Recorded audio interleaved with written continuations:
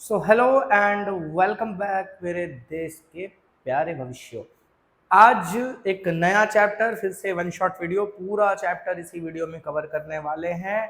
Chapter का नाम price rise and consumer awareness. थोड़ा बड़ा चैप्टर है, थोड़ा बड़ा चैप्टर हो जाता है तो बच्चों को बोर मानने लगता है, पर मैंने कोशिश की है कि आपके लिए इंटरेस्टिंग रखूं। जो भी जैसा लगा हो वैसा तो आप फीडबैक में बता ही सकते हैं कमेंट सेक्शन में। तो ज़्यादा बातें नहीं करते हैं, चलते हैं फटाफट टॉपिक की ओर। वेकेशंस चल रही हैं कुछ लोगों की ख़त्म हो चुकी होंगी, छुट्टियां थी थोड़ी, इसलिए वीडियो आने में भी थोड़ा लेट हो गया, तो उसके लिए सॉरी। और अब यहाँ से लगातार फटाफट सारी वीडियोस आना स्टार्ट रहेंगी। सोच रहे हैं मैराथन सेशन भी रखेंगे, तो बहुत कुछ होने वाला है। एग्ज़ाम सेशंस जब तक स्टार्ट हो जाएंगे तब तक बोर्ड के एग्ज़ाम से पहले बहुत कुछ होने वाला है, तो कनेक्टेड रहना हमारे साथ। तो आज का टॉपिक बढ़ाते हैं आगे। तो इस तरह की इमेजेस आपने बहुत सारी देखी होंगी, न्यूज़ वगैरह अगर आप देखते होंगे तो उसमें इस तरह के धरना प्रदर्शन वगैरह लोग करते रहते हैं महंगाई के खिलाफ। कोई एक पार्टी का रूल चल रहा है तो दूसरी पार्टी के जो लोग हैं ऑपोजिशन वाले, वो लोग इस तरह का प्रोटेस्ट वगैरह करते रहते हैं। देखो आप, ये दीदी है, इन्होंने नींबू टमाटर बैंगन सब गले में लटका लिया है माला बना के, ये सिलेंडर सर पे लेके लोग घूम रहे हैं।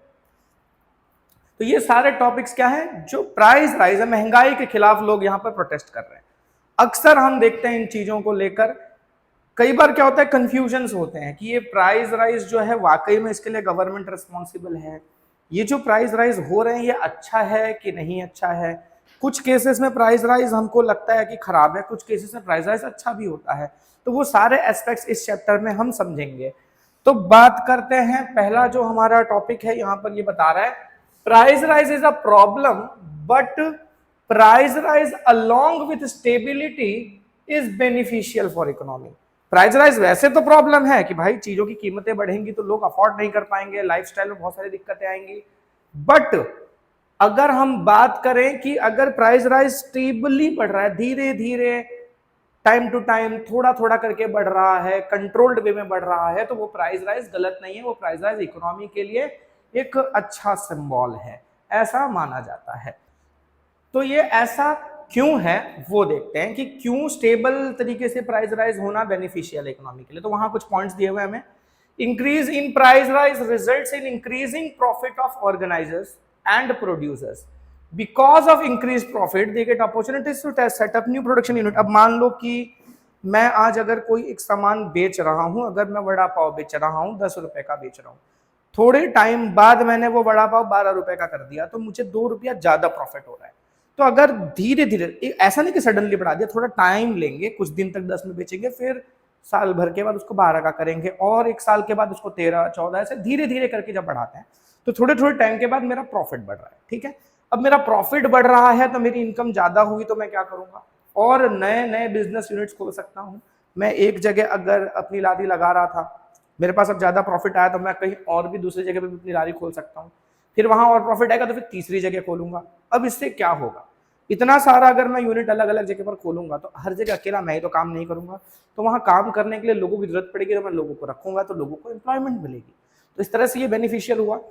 अच्छा, तो वही सारी चीजें मैंने एक साथ, मतलब तुमको 2-3 पॉइंट एक साथ ही कवर करके बता दिए कि भाई जैसे अगर प्रॉफिट बढ़ता है प्राइस राइज से, तो नए नए प्रोडक्शन यूनिट्स भी बढ़ते हैं। तो ये तो हमने छोटा एग्जांपल दिया, कोई बड़ी कंपनी है उसका प्रॉफिट बढ़ेगा तो वो भी नए नए जगह पर नए नए अपने प्लांट्स सेटअप करते जाएंगे।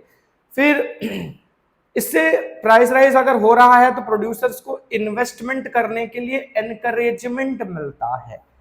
तो जैसे कि मान लो कि मेरा प्रॉफिट जब बढ़ेगा तभी तो मैं नए नए बिजनेस करना चाहूंगा। अब मैं देख रहा हूं कि एक ही बिजनेस खींच खांच के चला रहा हूं, ठीक है, धक्का मार मार के चल रहा है, कुछ मिल नहीं रहा है, तो वही जैसे तैसे करके चलाऊंगा। मैं सोचूंगा दूसरा करना है तो नहीं नहीं ये वाला बिजनेस नहीं करना, कुछ और सोचेंगे। ऐसा होता है। अगर मुझे इसी बिजनेस में बहुत ज्यादा बेनिफिट हो रहा है तो मैं सोचूंगा कि एक और नया इसी तरह का एक और बिजनेस किसी और जगह खोलते हैं, फिर किसी और जगह खोलते हैं। तो इन्वेस्टमेंट करने के लिए ना मुझे मोटिवेशन मिलेगा। अगर प्राइस राइज से मेरा प्रॉफिट बढ़ रहा है तो मैं ज्यादा इन्वेस्टमेंट करूंगा, नए नए यूनिट्स खोलूंगा, तो बहुत सारे लोगों को एम्प्लॉयमेंट मिलेगी। ठीक है। अच्छा, तीसरा point, due to increase in income producers organisers and businessman can increase the wages of their employee, thus due to increase in income purchasing capacity increase। अब मान लो कि मेरा प्रॉफिट बढ़ रहा है, मेरे पास पैसा ज्यादा आ रहा है, तो मैं मेरे जो एम्प्लॉयज होंगे उनको भी सैलरीज बढ़ा के दूंगा, तो उनकी इनकम बढ़ेगी, और अगर उनकी इनकम बढ़ रही है तो वो भी एक अच्छा लाइफ जी पाएंगे, उनका लिविंग स्टैंडर्ड इंप्रूव होगा, तो ये उनके लिए भी बेनिफिशियल है। फिर so money spend on usage of commodities increases resulting into rise in the living standard and speed of economic development. अब जब लोगों का लिविंग स्टैंडर्ड इंप्रूव होगा तो जाहिर सी बात है भाई कि देश का इकोनॉमिक डेवलपमेंट होगा। अच्छा, it can be said that stable price rise is pre requisite for economic development. तो इन सब फैक्टर्स को देखते हुए हम ये कह सकते हैं कि देश में स्टेबिलिटी से प्राइस राइज होना तो जरूरी है। अब कई लोग बोलेंगे अरे कैसा आदमी है, प्राइस राइज होना है जरूरी है बोल रहा है, ये तो बहुत नाटक, मतलब गलत वे में लिया जाएगा। तो ऐसा है कि अगर कोई इकोनॉमी को समझता है अच्छे से तो ये कहेगा हाँ, जैसे मान लो आज कोई चीज 10 की मिल रही है, सडनली उसकी कीमत 20 रुपए कर दी जाए, 25 रुपए कर दी जाए, सडनली बढ़ा दी जाए, तो वो दिक्कत वाला काम है। लेकिन वो धीरे धीरे, अब आज के डेट में हम बहुत सारी चीजें ऐसी देख सकते हैं जो पहले बहुत कम, अब कई लोग तुमको बोलेंगे ऐसे कि हमारे समय में देखो ये आलू जो है वो 10 रुपए किलो मिल जा रहा था, 5 रुपए किलो मिल जा रहा था, आज इतने रुपए किलो मिल रहा है। तो ये जो समय के हिसाब से धीरे धीरे बढ़ा है, वो एक स्टेबल तरीके से प्राइस राइज हुआ है, वो इकोनॉमी के ग्रोथ का साइन है, वो बेहतर है। लेकिन अभी अचानक 30 का बिक रहा था, सडनली 2-3 दिन के अंदर उसकी कीमत 50 रुपए किलो पहुंच गई, तो ये गलत है। ठीक है, ये क्यों हुआ होगा? ये किसी गलत फैक्टर की वजह से हुआ होगा, शॉर्टेज क्रिएट हुआ होगा, या किसी ने जानबूझकर उसको छुपा दिया होगा स्टॉक को, या जानबूझ के महंगा करके बेच रहा होगा, ये गलत होगा। ठीक है, धीरे धीरे राइज हो रहा है तो वो अच्छा है। फिर बात करें reasons for price rise, price rise की वजह क्या है, क्यों चीजों की कीमतें बढ़ती हैं? तो ज्यादातर देखा गया है 2 फैक्टर्स रिस्पॉन्सिबल हैं प्राइस राइज के। पहला है due to lack of instantaneous increase in production and supply of commodities and services economy.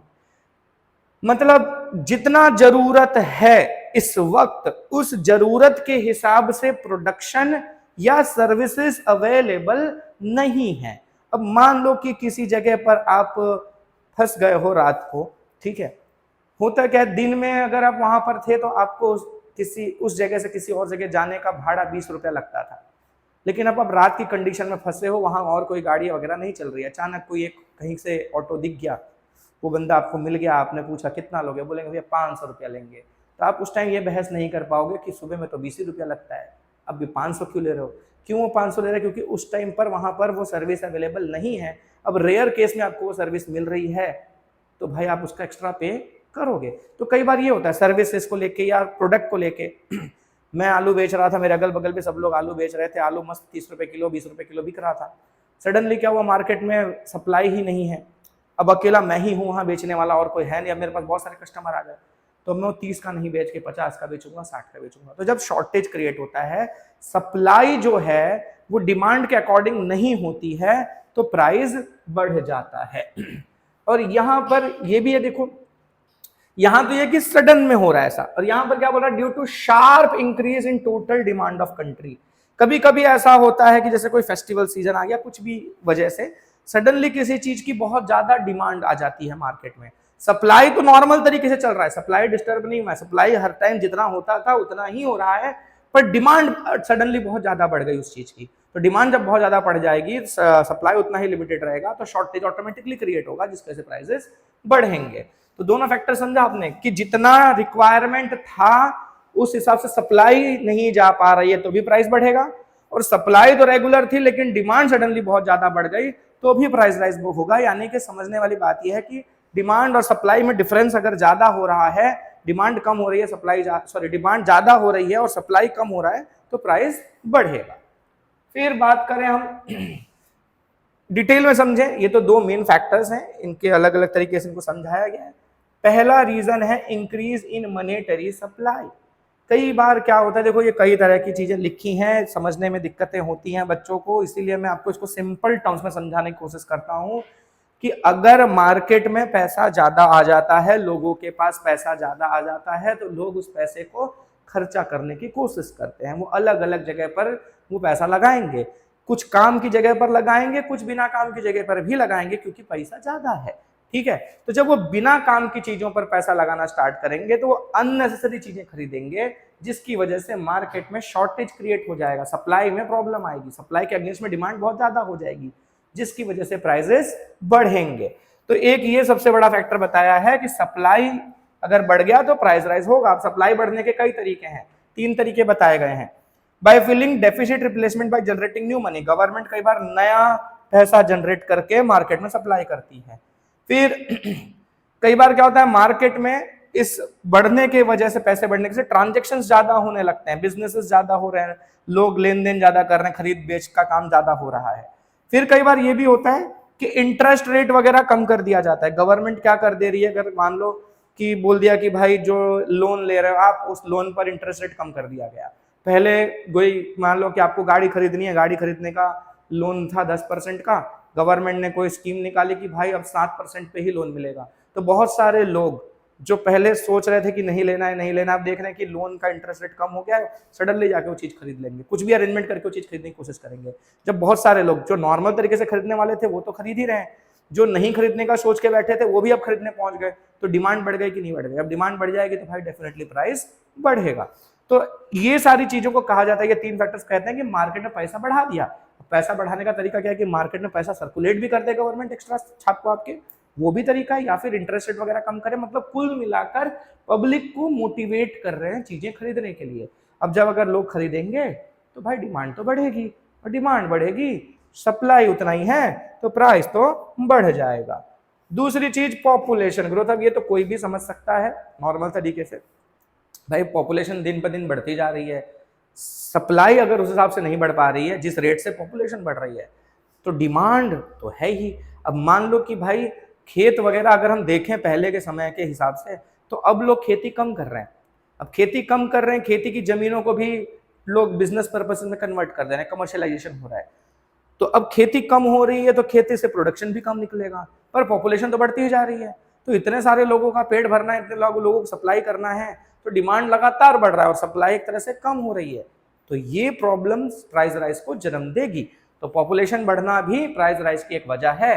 फिर है इंक्रीज इन एक्सपोर्ट। कई बार क्या होता है कि गवर्नमेंट चीजों को एक्सपोर्ट करती है दूसरे देशों में बेच के पैसा कमाने के लिए, फिर फॉरेन एक्सचेंज आएगा, या हमारे यहाँ के जो सप्लायर्स हैं, जो लोग इस चीज में बिजनेस करते हैं, वो भी इस चीज को दूसरे देश में बेच रहे हैं ज्यादा प्रॉफिट कमाने के लिए। अब ये लोग जब वो सामान को दूसरे देशों में ज्यादा बेच रहे हैं तो हमारे मार्केट में ये सामान कम अवेलेबल है, और अगर हमारे लोकल मार्केट में सामान कम अवेलेबल है तो डिमांड के हिसाब से सप्लाई कम है, प्राइस ज्यादा हो जाएगा। चौथी चीज availability of raw material at high cost. इसको भी बड़ी आसानी से समझा जा सकता है। भाई मैं अगर समोसा बना रहा हूं तो पहले मैं समोसा 10 रुपए का बना के बेच रहा था, अब हुआ क्या कि भाई तेल की कीमत बढ़ गई, मैदे की कीमत बढ़ गई, आलू की कीमत बढ़ गई, सब चीज की कीमत बढ़ गई, तो मैं अगर वापस 10 रुपए का समोसा बेचूंगा तो मेरे लिए प्रॉफिट नहीं होगा।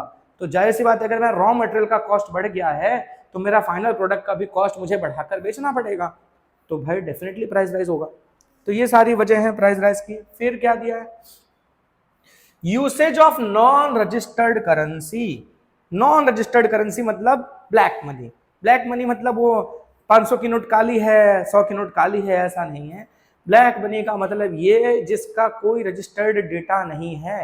अब मान लो मैं कोई काम कर रहा हूं, मेरे पास महीने का 50,000 रुपया आ रहा है, पर मैं जो गवर्नमेंट को इंफॉर्मेशन दे रहा हूं, टैक्स रिटर्न वगैरह फाइल करते हैं, मैंने बताया कि भाई मैं महीने का 20,000 ही कमा रहा हूं, ठीक है। तो मेरे पास 30,000 रुपया जो है, मतलब मैं तो कमा 50,000 रहा हूँ, लेकिन मैंने गवर्नमेंट को बताया मैं 20,000 कमा रहा हूँ।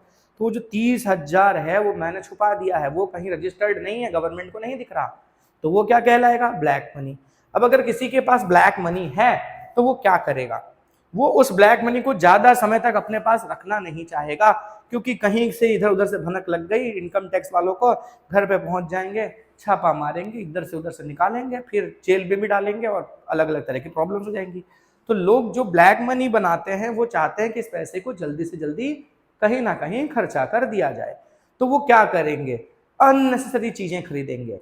एक गाड़ी है वो 4 गाड़ी खरीदना चाहेंगे, ठीक है, कहीं अननेसेसरी घूमने फिरने निकल जाएंगे, ठीक है। तो वो पैसा रखना नहीं चाहेंगे, उसको वो खत्म कर देंगे, कुछ भी करके एंजॉय करना चाहते हैं, कहीं और इन्वेस्ट करना चाहते हैं। तो जब इस तरह का होगा तो वो पर्सन, मान लो मेरे पास एक घर है, मैं घर में रह रहा हूँ, मेरा काम चल रहा है, पर ब्लैक मनी आया तो मैं दूसरा घर कर दूंगा, तीसरा घर कर दूंगा, चौथा घर कर दूंगा। तो इस तरह से अननेसेसरी लोग जब चीजें करेंगे, अननेसेसरी 4-5 गाड़ियां खरीदने लग जाएंगे, तो वो होगा क्या कि डिमांड बढ़ गई चीजों की और सप्लाई उतनी ही थी लिमिटेड, डिमांड बढ़ने की वजह से प्राइस राइज हो जाता है। फिर गवर्नमेंट भी कई बार प्राइस राइज करती है, प्राइस राइज बाय गवर्नमेंट, और ये गवर्नमेंट जानबूझ के करती है, ठीक है। तो इसमें दिया जैसे कि पेट्रोलियम वगैरह या केमिकल फर्टिलाइजर्स, इन सब चीजों का प्राइस बढ़ा देती है गवर्नमेंट। सुना होगा आपने पेट्रोल पे कई बार गवर्नमेंट टैक्सेस वगैरह बढ़ा देती है, जिसकी वजह से पेट्रोल बढ़ जाता है, महंगा हो जाता है। अब तो वैसे गवर्नमेंट ने उसको फ्री कर दिया है, मतलब मार्केट के हिसाब से ही वेरिएशन आता है, लेकिन फिर भी गवर्नमेंट उसको कंट्रोल कर सकती है चाहे तो। तीसरी चीज, कई बार किसानों के लिए ना जैसे सपोर्ट प्राइस बढ़ाया जाता है, आप न्यूज में सुनते रहते होंगे, जैसे कि किसानों से जब खरीदा जाता है चीज, फॉर एग्जाम्पल कोई गेहूं उगा रहा है किसान, तो गवर्नमेंट उससे गेहूं खरीदती है। तो मान लो कि अगर गवर्नमेंट उससे पिछले साल पे 15 रुपए किलो के हिसाब से गेहूं खरीद रही थी, कि उसको 15 रुपए दे रही थी एक किलो गेहूं का, गवर्नमेंट ने सोचा चलो किसानों को बेनिफिट करवाना चाहिए, तो इस बार हम उनको 20 रुपए दे देते हैं 1 किलो का। तो गवर्नमेंट ने जानबूझकर उनको ज्यादा पैसा दिया, ठीक है, तो 20 रुपए का वो गेहूं का प्राइस तय कर दिया, ठीक है। और गवर्नमेंट ही नहीं, दूसरी एजेंसीज भी जो इनसे खरीदेंगी, अब वो भी कम से कम उनको 20 रुपए में खरीदना पड़ेगा। तो पिछले साल 15 में खरीद रहे थे, इस साल 20 में खरीद रहे हैं। तो इससे अगर मैं कोई चीज बनाऊंगा तो जाहिर सी बात उसका प्राइस भी बढ़ जाएगा। तो इस तरह से इसमें गवर्नमेंट का इन्वॉल्वमेंट हुआ प्राइस राइज करने में, ठीक है। तो कई बार गवर्नमेंट कई अलग अलग तरीके से टैक्सेस बढ़ाकर या फिर मार्केट में मनी का सप्लाई बढ़ाकर या किसानों को हेल्प कर किसी भी तरीके से प्राइस को बढ़ाने में रोल प्ले करती है। सातवां फैक्टर दिया है यहाँ पर नेचुरल फैक्टर्स। अब नेचुरल फैक्टर्स, इसमें तो किसी का कंट्रोल है नहीं भाई, अचानक बाढ़ आ गई, भूकंप आ गया, कोई नेचुरल कैलामिटी आ गई, या किसी रीजन से बीमारी फैल गई क्रॉप्स में, तो क्रॉप फेलियर हो गया। तो कई रीजन से ये सब चीजें होती हैं। अब इसके वजह से क्या हो गया, शॉर्टेज क्रिएट हो जाएगा सप्लाई का, डिमांड तो उतनी ही है, तो भाई प्राइस राइज हो जाएगा, ठीक है। फिर smuggling, hoarding and black marketing. तो जैसे हमने देखा कई बार क्या करते हैं लोग, एक तो ब्लैक मनी का देखा था हमने, अभी ब्लैक मार्केटिंग क्या है, होर्डिंग क्या है, स्मगलिंग क्या है। स्मगलिंग तो समझ लो कि जैसे जो चीज वहां पर अलाउड नहीं है वो चीज भी बेची जाए। जैसे अगर गुजरात की हम बात करें तो गुजरात में लीकर बैंड है, ठीक है, नशा वगैरह दारू वारू चीजें नहीं बेची जा सकती, लेकिन बेचा जाता है। अब ये कैसे होता है, चोरी छुपे बेचते हैं। अब फॉर एग्जाम्पल कोई दूसरे स्टेट से खरीद के ले आ रहा है, अब क्योंकि यहाँ अलाउड नहीं है बेचना, इलीगल है, तो अगर वो बंदा वहां से खरीद के ला रहा है कोई चीज 100 रुपए की, 50 की, जितने की भी खरीदता है, 100 रुपए की अगर खरीद के ला रहा है, तो वो यहाँ के मार्केट में उसको 300, 400, 500 में बेचेगा, ठीक है। क्यों? क्योंकि वो चोरी छुपे बेचा जा रहा है, इलीगली बेचा जा रहा है। आप जाके वहां ये नहीं बोलोगे कि इसके ऊपर एमआरपी तो इतना लिखा हुआ है, आप मेरे को इतने का क्यों दे रहे हो। भाई वो चीज ही इलीगल है, तो उसमें एमआरपी का सवाल कहां से आता है। तो ये बात हो जाती है, इसको कहते हैं हम स्मगलिंग, कि जो वहां के मार्केट में चीजें अलाउड नहीं है वो चीज आप चोरी छुपे बेच रहे हो, आप ज्यादा प्रॉफिट कमाने के लिए ये रिस्क ले रहे हो, तो आप जाहिर सी बात उस चीज को ज्यादा दाम में बेचोगे, तो वहां होगा प्राइस राइज। फिर होर्डिंग हो जाता है कई बार कि मान लो कि मैं सब्जी बेचता हूं, मुझे इतना समझ में आ रहा है कि अभी आने वाले 15-20 दिन बाद ये सीजन चला गया सब्जियों का, अभी सब्जी नहीं उग रही है, फॉर एग्जाम्पल ऐसा ले रहे हैं, अभी का मैं नहीं बता रहा हूँ, कि एक एग्जाम्पल है कि जैसे फॉर एग्जाम्पल एक सीजन था जिसे मुझे समझ में आ गया कि अभी सब्जियों का सीजन चला गया है, नई सब्जियां आने नहीं वाली स्टॉक में, तो मैं जानबूझ के अपने पास जो स्टॉक होगा ना उसको रख दूंगा, छुपा दूंगा, बेचूंगा ही नहीं, या थोड़ा थोड़ा करके बेचूंगा। क्यों कर रहा हूं मैं ऐसा, क्योंकि उस तरफ मैं बड़ा सप्लायर हूं, सामने जो रिटेलर लोग मेरे से खरीद खरीद कर बेच रहे थे, ठीक है, उनको सप्लाई नहीं जाएगा, पब्लिक वहां से डिमांड कर रही है, भाई ये तो ले आओ, आलू ले आओ, आलू ले आओ, आलू क्यों नहीं ला रहे, तो बोलेगा भाई आलू ऊपर से आ ही नहीं रहा है, कहाँ से बेचें। बोले यार कुछ भी करके ले आओ यार, हमको तो खाना है। तो ठीक है, एक काम करते हैं, बात करते हैं, लेकिन अभी तो पता करना पड़ेगा कितने का मिलेगा। तो नॉर्मली मार्केट में 30 रुपए किलो मिल रहा था, वो मेरे को बोलेगा फोन करके, आलू है क्या, हमारे यहाँ कस्टमर डिमांड कर रहे हैं। तो मैं बोलूँगा मिल जाएगा, अरेंज करेंगे, लेकिन भैया 50 रुपए किलो लगेगा। तो मेरे से वो 50 रुपए किलो खरीदेगा और अपने कस्टमर को 60 रुपए 70 रुपए किलो बेचेगा। तो मैंने जानबूझ के ये चीज़ को शॉर्टेज क्रिएट करवाया, फिर उसको महंगे दाम में बेचकर ज़्यादा प्रॉफिट कमाया, तो ये कहलाया होर्डिंग। तो इस तरह से लोग होर्डिंग करते हैं, इसी को ब्लैक मार्केटिंग भी कह सकते हैं हम तो इस तरह से चीज़ों का शॉर्टेज क्रिएट कर पैसा कमाया जाता है, तो इससे भी प्राइस बढ़ जाता है। तो ये सब चीज़ें हैं, 8 फैक्टर्स देखे हमने प्राइस राइज के, प्राइस राइज होता कैसे है। अब देखते हैं कि प्राइजेस को हमें कंट्रोल क्यों करना चाहिए। स्टेबली बढ़ रहे थे तब तो ठीक था, लेकिन अगर धड़ाधड़ बढ़ रहे हैं तब तो दिक्कत कर देगा, तो उसे कंट्रोल भी तो करना पड़ेगा। बताया ना कि प्राइस राइज हो लेकिन कंट्रोल्ड तरीके से हो, अनकंट्रोल्ड तरीके से नहीं हो, सडनली बढ़ जाए, बहुत ज्यादा बढ़ जाए, ऐसा नहीं होना चाहिए। धीरे धीरे जैसे जैसे हमारी इकोनॉमी ग्रो कर रही है उस हिसाब से अगर वो बढ़ रहा है प्राइस तो अच्छी बात है। तो कंट्रोल करना जरूरी है। तो क्यों कंट्रोल करना जरूरी है वो यहां पर दिया हुआ है। देखो सबसे पहली चीज, पुअर पीपल और मिडिल क्लास लोगों की लाइफ बहुत बुरी हो जाती है अगर प्राइस राइज हो गया। भाई अपनी इनकम गिनी चुनी लिमिटेड इनकम है हमारी, अब हम उस इनकम से अपना घर खींच खांच के चला रहे होते हैं, मिडिल क्लास के लोग या गरीब लोग नॉर्मल तरीके से अपना जीवन जी रहे हैं, अचानक चीजों की कीमतें बढ़ गई हैं, हमारी इनकम तो उतनी ही है, अब वो चीजें हम खरीदेंगे कैसे, हमारी लाइफ की तो वाट लग जाएगी ना भाई। तो ऐसा हो जाता है, लोगों की लाइफ मिजरेबल हो जाती है। फिर दिक्कत दूसरी ये है कि लोगों के पास पैसा बचेगा ही नहीं, सारा पैसा तो खर्चा हो जाएगा। होता आमदनी अठन्नी खर्चा रुपया, सुना होगा तुमने। तो थोड़ा सा कमा रहे हैं, खर्चा घींच घांच के चला रहे हैं, तो सेविंग का तो सवाल ही नहीं पैदा होता। भैया जेब में बचेगा क्या? तो जब हमारे पास सेविंग नहीं होगा तो उससे गड़बड़ी ये होगी कि मार्केट में इन्वेस्टमेंट्स नहीं होंगे, कंपनियां नहीं खुलेंगी, नई नई मैन्युफैक्चरिंग यूनिट्स नहीं खुलेंगे, नए बिजनेसेस नहीं खुलेंगे, जिसकी वजह से लोगों को एम्प्लॉयमेंट्स मिलने के चांसेस कम हो जाएंगे, बेरोजगारी बढ़ेगी, ये सारी दिक्कतें हो जाएंगी, इकोनॉमी आपकी ग्रो नहीं कर पाएगी। तो बहुत प्रॉब्लम है भैया प्राइस राइज होने से अगर अनकंट्रोल्ड तरीके से हो तो। फॉरेन इन्वेस्टमेंट डिक्रीज, दूसरे देश के लोग भी आपके देश में पैसा नहीं लगाना चाहेंगे, वो जानते हैं यहाँ चीजें भाई, यहाँ कीमतें बड़ी बेहिसाब तरीके से बढ़ती हैं। आज अगर हम यहाँ बिजनेस यूनिट डाल भी दें, यहाँ पैसा लगा भी दें, तो कल को चीजें इतनी महंगी है कि हम मार्केट में बिजनेस ही नहीं कर पाएंगे ढंग से, सेल्स नहीं हो पाएगी हमारी, तो हमारा वहां पर पैसा लगाने का कोई मीनिंग नहीं है। तो फॉरेन इन्वेस्टमेंट भी हमारे देश में फिर कम हो जाता है। तो ये सारी दिक्कतें प्राइस राइज की। चौथा पॉइंट दिया हुआ है, production of necessary goods decrease so scarcity is created. कई बार ये होता है कि भाई अब होगा क्या, मान लो मैं कोई काम की ही चीज बना रहा हूँ, खाने पीने की चीज बना रहा हूँ जो जरूरी है लोगों के लिए, पर क्योंकि मुझे सब चीजें ना महंगे दाम में मिल रहा है, रॉ मटेरियल महंगे दाम में मिल रहा है, अब मैं बना रहा हूं तो मेरा कॉस्टिंग बहुत ज्यादा जा रहा है, तो मैं भाई कुछ तो कमाऊंगा, तो मेरे को बेचने में भी महंगा ही पड़ रहा है, महंगा बेच रहा हूं मैं लोगों को। अब लोगों को जब वो महंगा पड़ेगा तो लोग खरीदेंगे नहीं, लोग काम चलाऊ तरीके से थोड़ा थोड़ा करके खरीदेंगे, तो मेरा तो बिजनेस डाउन हुआ। अब जब मेरा बिजनेस डाउन होगा तो क्या प्रॉब्लम आएगा, मैं कोशिश करूंगा कि भैया प्रोडक्शन ही बहुत कम करूं, क्योंकि पता चला मैंने बनाकर रख दिया और सामान लोग खरीद नहीं रहे मेरा, तो नुकसान होगा। तो मैं क्या करूंगा, प्रोडक्शन भी कम करूंगा, अपने हिसाब से थोड़ा थोड़ा करके करूंगा। अब जब मैं इस तरह से प्रोडक्शन कम करूंगा तो कई बार ये भी होगा कि जिन लोगों को जरूरत है उन लोगों को सामान मिल नहीं पाएगा। तो बेसिक रिक्वायरमेंट की चीजें अब लोगों को नहीं मिलेंगी तो लोगों की लाइफ पर उसका बहुत बुरा असर पड़ेगा। तो ये सारे चीजें भी हो जाती हैं, नेसेसरी गुड्स का प्रोडक्शन कम हो जाता है जिससे लोगों का लिविंग स्टैंडर्ड खराब होता है। As the production cost of goods increases in the country, they become expensive.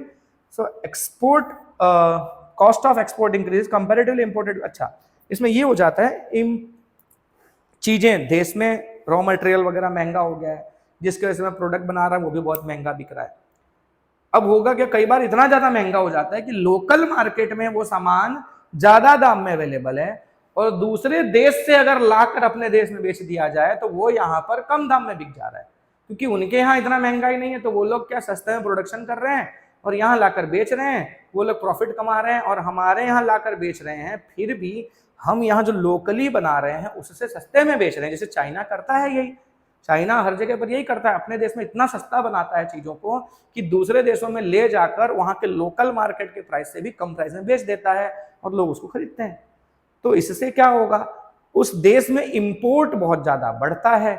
उस देश का इंपोर्ट बढ़ने का मतलब कि उस देश का पैसा उस देश से बाहर जा रहा है, जिसकी वजह से उस देश की इकोनॉमी को बहुत तगड़ा नुकसान पहुंचता है। अच्छा, फिर living standard of poor and middle class deteriorates. अच्छा, यही है कि भाई देखो थोड़ा रिलेटेड पॉइंट्स ज्यादा देते हैं लोग, 2-3 पॉइंट घुमा घुमा के। तो क्या है कि लोगों का ना लिविंग स्टैंडर्ड खराब हो रहा है, लोग परेशान हैं, लाइफ ढंग से जी नहीं पा रहे हैं, टेंशन में आ जाते हैं, डिप्रेशन में आ जाते हैं, फिर उसके बाद वो गलत एक्टिविटीज में इन्वॉल्व हो जाते हैं, लोग नशे की लत में डूब जाते हैं। कई बार लोग सोचते हैं कि भाई घर का खर्चा नहीं चल रहा है, अब घर तो चलाना है, क्या करेंगे, तो वो फिर गलत तरीके से पैसे कमाने की कोशिश करते हैं, क्राइम वगैरह में इन्वॉल्व हो जाते हैं। तो ये सारी चीजें अल्टीमेटली चल के समाज में बहुत बुरा असर डालती हैं। तो इन सब वजहों से हमें प्राइस कंट्रोल करना जरूरी है। 6 पॉइंट्स दिए हैं। इन सब को बेटा रटने की जरूरत नहीं है, आप समझ सकते हो, चीजें नॉर्मल है, अपने डे टू डे लाइफ में चीजों को हम एक्सपीरियंस कर सकते हैं, तो इसको समझ लो, अपने ओन पॉइंट्स में भी लिख सकते हो, अपने ओन वर्ड्स में।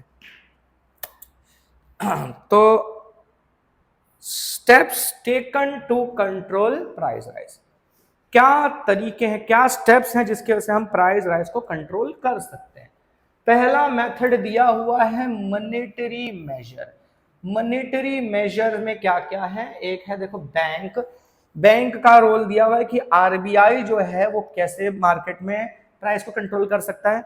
मार्केट में पैसा सर्कुलेट कौन करता है, आरबीआई ही करता है। आरबीआई क्या करेगा, मार्केट में पैसे का सर्कुलेशन ही कम कर देगा। मार्केट में पैसे का सर्कुलेशन कम कर दिया तो लोगों के पास पैसा कम आएगा, पैसा कम आएगा तो लोग अननेसेसरी चीजें खरीदना बंद कर देंगे, सिर्फ काम की चीजें खरीदेंगे। तो जब अननेसेसरी एक्सपेंडिचर नहीं होगा, ठीक है, बिना मतलब का खर्चा नहीं होगा, तो डिमांड और सप्लाई बैलेंस्ड रहेंगे, ठीक है, और जब बैलेंस रहेंगे तो प्राइसेस ऑटोमेटिकली कंट्रोल हो जाएंगे, ठीक है। फिर आरबीआई कई बार ये भी करता है, इंटरेस्ट रेट वगैरह बढ़ा देता है, जो लोन वगैरह देता है अदर बैंक्स को आरबीआई, वो उसको ज्यादा इंटरेस्ट पे लोन देगा, ठीक है। अब इंटरेस्ट रेट अगर ज्यादा दे दिया तो बैंक को पैसा ज्यादा इंटरेस्ट रेट पे मिल रहा है, तो वो बैंक जो हमारे लोगों को भी इंटरेस्ट देते हैं, ठीक है, जो लोन वगैरह देते हैं वो कम कर देंगे, है कि नहीं। तो आरबीआई इंटरेस्ट रेट बढ़ाता है लैंडिंग पर, जिसकी वजह से लोग लोन लेना कम कर देंगे। और लोग लोन क्यों कम करेंगे, क्योंकि देखो लोन लेते क्यों है, कोई चीज खरीदने के लिए। अब मैं देख रहा हूं कि भाई इंटरेस्ट रेट इतना ज्यादा है, बहुत महंगा पड़ेगा मुझे, ना ना भैया नहीं खरीदना, तो मैं वो चीज नहीं खरीदूंगा, थोड़े टाइम के लिए वो आइडिया ड्रॉप कर दूंगा। तो जो अननेसेसरी चीजें खरीदनी थी वो लोग खरीदना बंद कर रहे हैं इस तरीके से, तो प्राइसेस ऑटोमेटिकली कंट्रोल में आ जाएंगे। वैसे ही जब आरबीआई बढ़ाता है तो बैंक्स भी वही काम करना चालू कर देते हैं, वो भी इंटरेस्ट रेट बढ़ा देते हैं। तो किसी को इंटरेस्ट ज्यादा इंटरेस्ट पे जब लोन मिलेगा तो लोग चीजें अननेसेसरी तरीके से खरीदेंगे नहीं, उल्टा ये भी करेंगे कि वो पैसा सेविंग में डाल देंगे। ला भैया सोचा था डाउन पेमेंट कर दूंगा इतने का और बाकी चीजें लोन पे ले लूंगा बाकी अमाउंट, लेकिन अब दिखा कि इंटरेस्ट रेट बहुत तगड़ा है, लोन बहुत महंगा पड़ जाएगा, छोड़ो जाने दो, अब जो डाउन पेमेंट का पैसा रखा था उसको क्या करूंगा, उसको डाल दूंगा सेविंग में। तो इस तरह से गवर्नमेंट बहुत तरीके से प्राइस राइज को कंट्रोल कर सकती है। तो देखो गवर्नमेंट कैसे कैसे गेम खेलती है और हमको पता तक नहीं चलता, ठीक है। तो कितना कंट्रोल है गवर्नमेंट के हाथ में, देखो। फिर गवर्नमेंट अपने सिक्योरिटीज, मतलब उसके स्टॉक्स वगैरह जो होते हैं, जिन कंपनियों में उनके स्टॉक्स होते हैं उसको प्राइवेटाइज कर देते हैं, ठीक है, मार्केट में सेल कर देते हैं, भाई लोग खरीद लो। फिर ये भी करते हैं कि लोगों के हाथ में पैसा कम जाए, एक्सपेंडिचर कम हो जाएगा, जिसकी वजह से प्राइसेस कंट्रोल हो जाएंगे। तो ये भी तरीका है, ये बड़ा कॉम्प्लिकेटेड तरीका है, थोड़ा समझ से डिटेल में कुछ नहीं दिया है इन लोगों ने, मैं भी समझने की कोशिश कर रहा था क्या अजीब तरीके से लिख दिया है। इतना समझ में आता है गवर्नमेंट अपने जो जिसमें इन्वेस्टमेंट है कंपनियों में, उनमें वो अपना स्टॉक कम करके उसको मार्केट में सेल कर देती है। अच्छा, फिर ये भी करती है कि लोगों के हाथ में पैसा कम से कम जाए, ऐसे मेथड्स लगाती है, ऐसे स्टेप्स लेती है कि लोगों के पास पैसा कम जाए, पैसा कम जाएगा तो लोग फालतू चीजें खरीदेंगे ही नहीं, प्राइस कंट्रोल हो जाएगा। तो वो था हमारा मॉनेटरी मेजर। ये है हमारा फिस्कल मेजर। फिस्कल मेजर और मॉनेटरी मेजर में क्या, मॉनेटरी मेजर में गवर्नमेंट डायरेक्ट पैसे को कंट्रोल करती है, पैसा खींच लिया, पैसा सप्लाई कर दिया। फिस्कल मेजर में गवर्नमेंट पॉलिसीज बनाती है, ठीक है, नियम कानून तय करती है, तो उस हिसाब से ऑटोमेटिकली वो चीजों पर कंट्रोल आना शुरू हो जाता है।